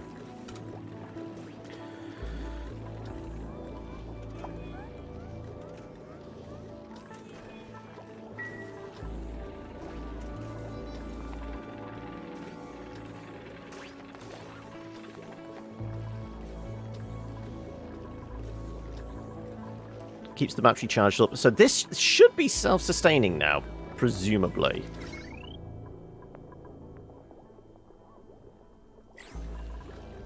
So it's not actually coming through the power transformer, so it should only be this. Theoretically. So we've just taken all that off the grid. Self-sustaining. We're also sustaining this. The air's coming through at... yes, a rather chilly -90.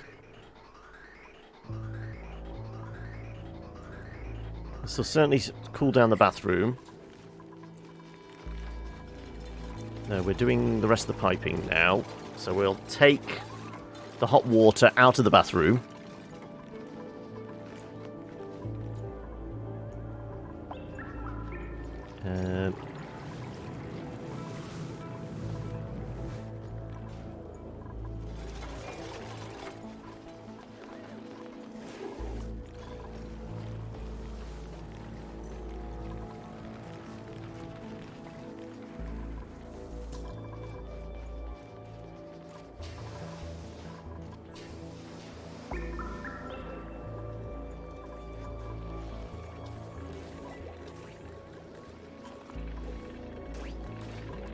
Yeah, the battery should keep it ticking over.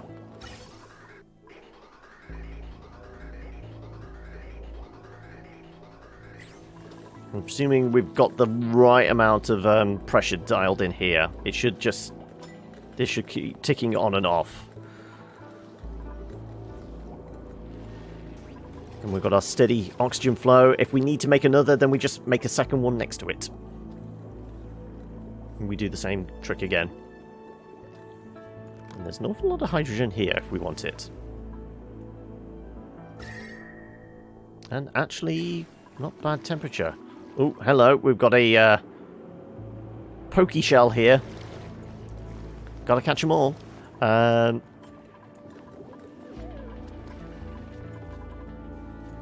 Okay, we did all our pipe work.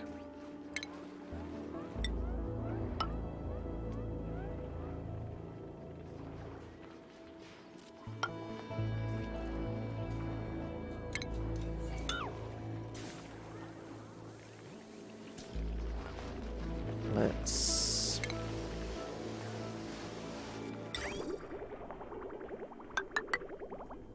connect that.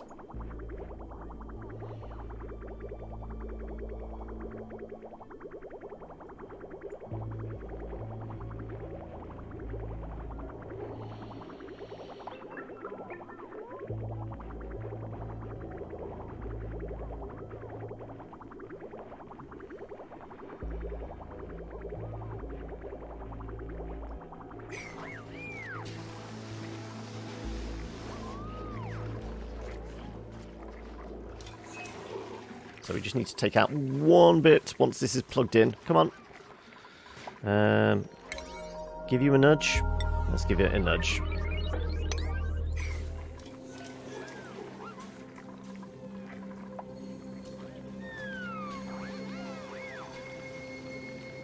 And O2 in the base is looking good. We even pushed down that carbon dioxide pocket, didn't we? Oh, there's a big carbon build-up in here, but nobody goes in here anymore, so that's fine, I guess. Okay, water's moving along.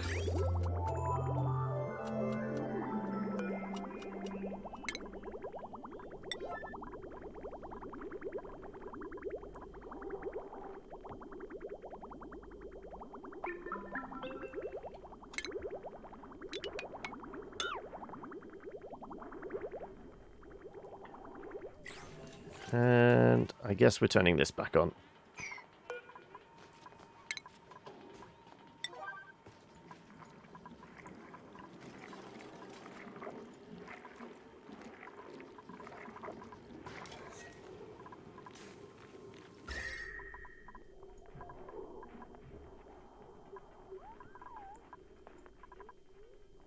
Yeah. Oh. So we'll slowly lose temperature here. We should do at least.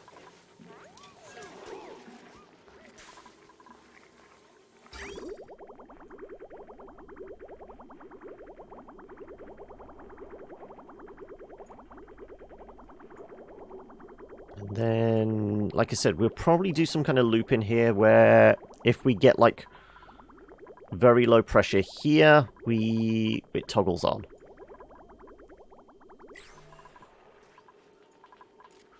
But that's all I can think of at the moment. And, I mean, we are approaching our half-4 cutoff. Let's make this 40.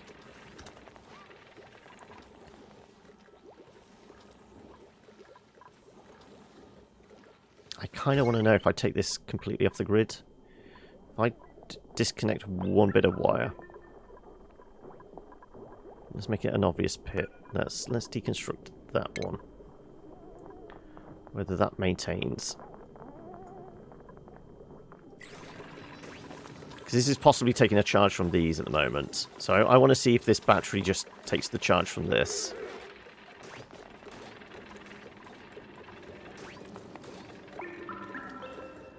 And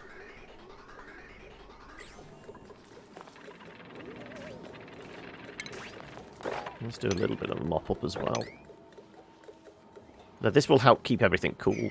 Not that temperature is rising much, considering we've hollowed out some. This on the go helps.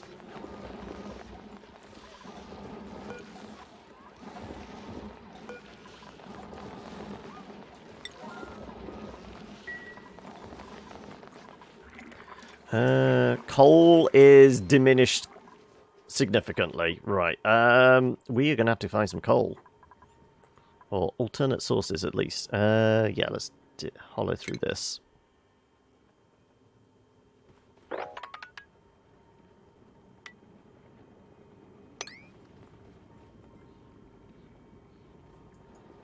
But yeah, I think we throw a save in here.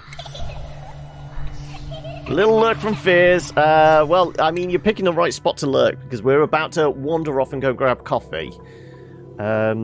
So, what are we doing? Are we carrying on with this afterwards, or are we switching to something else? So far, there's, I was like, shouldn't bits be streaming? We will jump back to the main. At least to this side. So yeah, it's either more of this. We've got Dicey Dungeon, Rebel Galaxy, Outlaw. Yeah, I'm probably going to leave. I'm not going to do No Man's Sky, because let me have a look. How many people are actually watching and playing it at the moment? So, No Man's Sky, currently 18.6 thousand. And God knows how many that's viewers and several pages of streamers. Yeah, we're definitely going to get lost in the mix if we even attempt it. So yeah, maybe at the weekend. Maybe we should do it on something like Saturday or something like that. But let's have a look. Dicey has got 1,000 people watching. Rebel Galaxy has got 233. So what do you guys want? Space trucking, Slay the Spire meets Yahtzee, or more oxygen? I was hiding below your non-expanded list. Oh no! Where's the priority, Fears? Why am I not priority? I guess it's because I've got 6 people watching. Dismal viewing figures today, folks, I guess. So anyway, yeah, I'm going to go grab coffee. We will decide when we come back. So let me at least throw a mark here.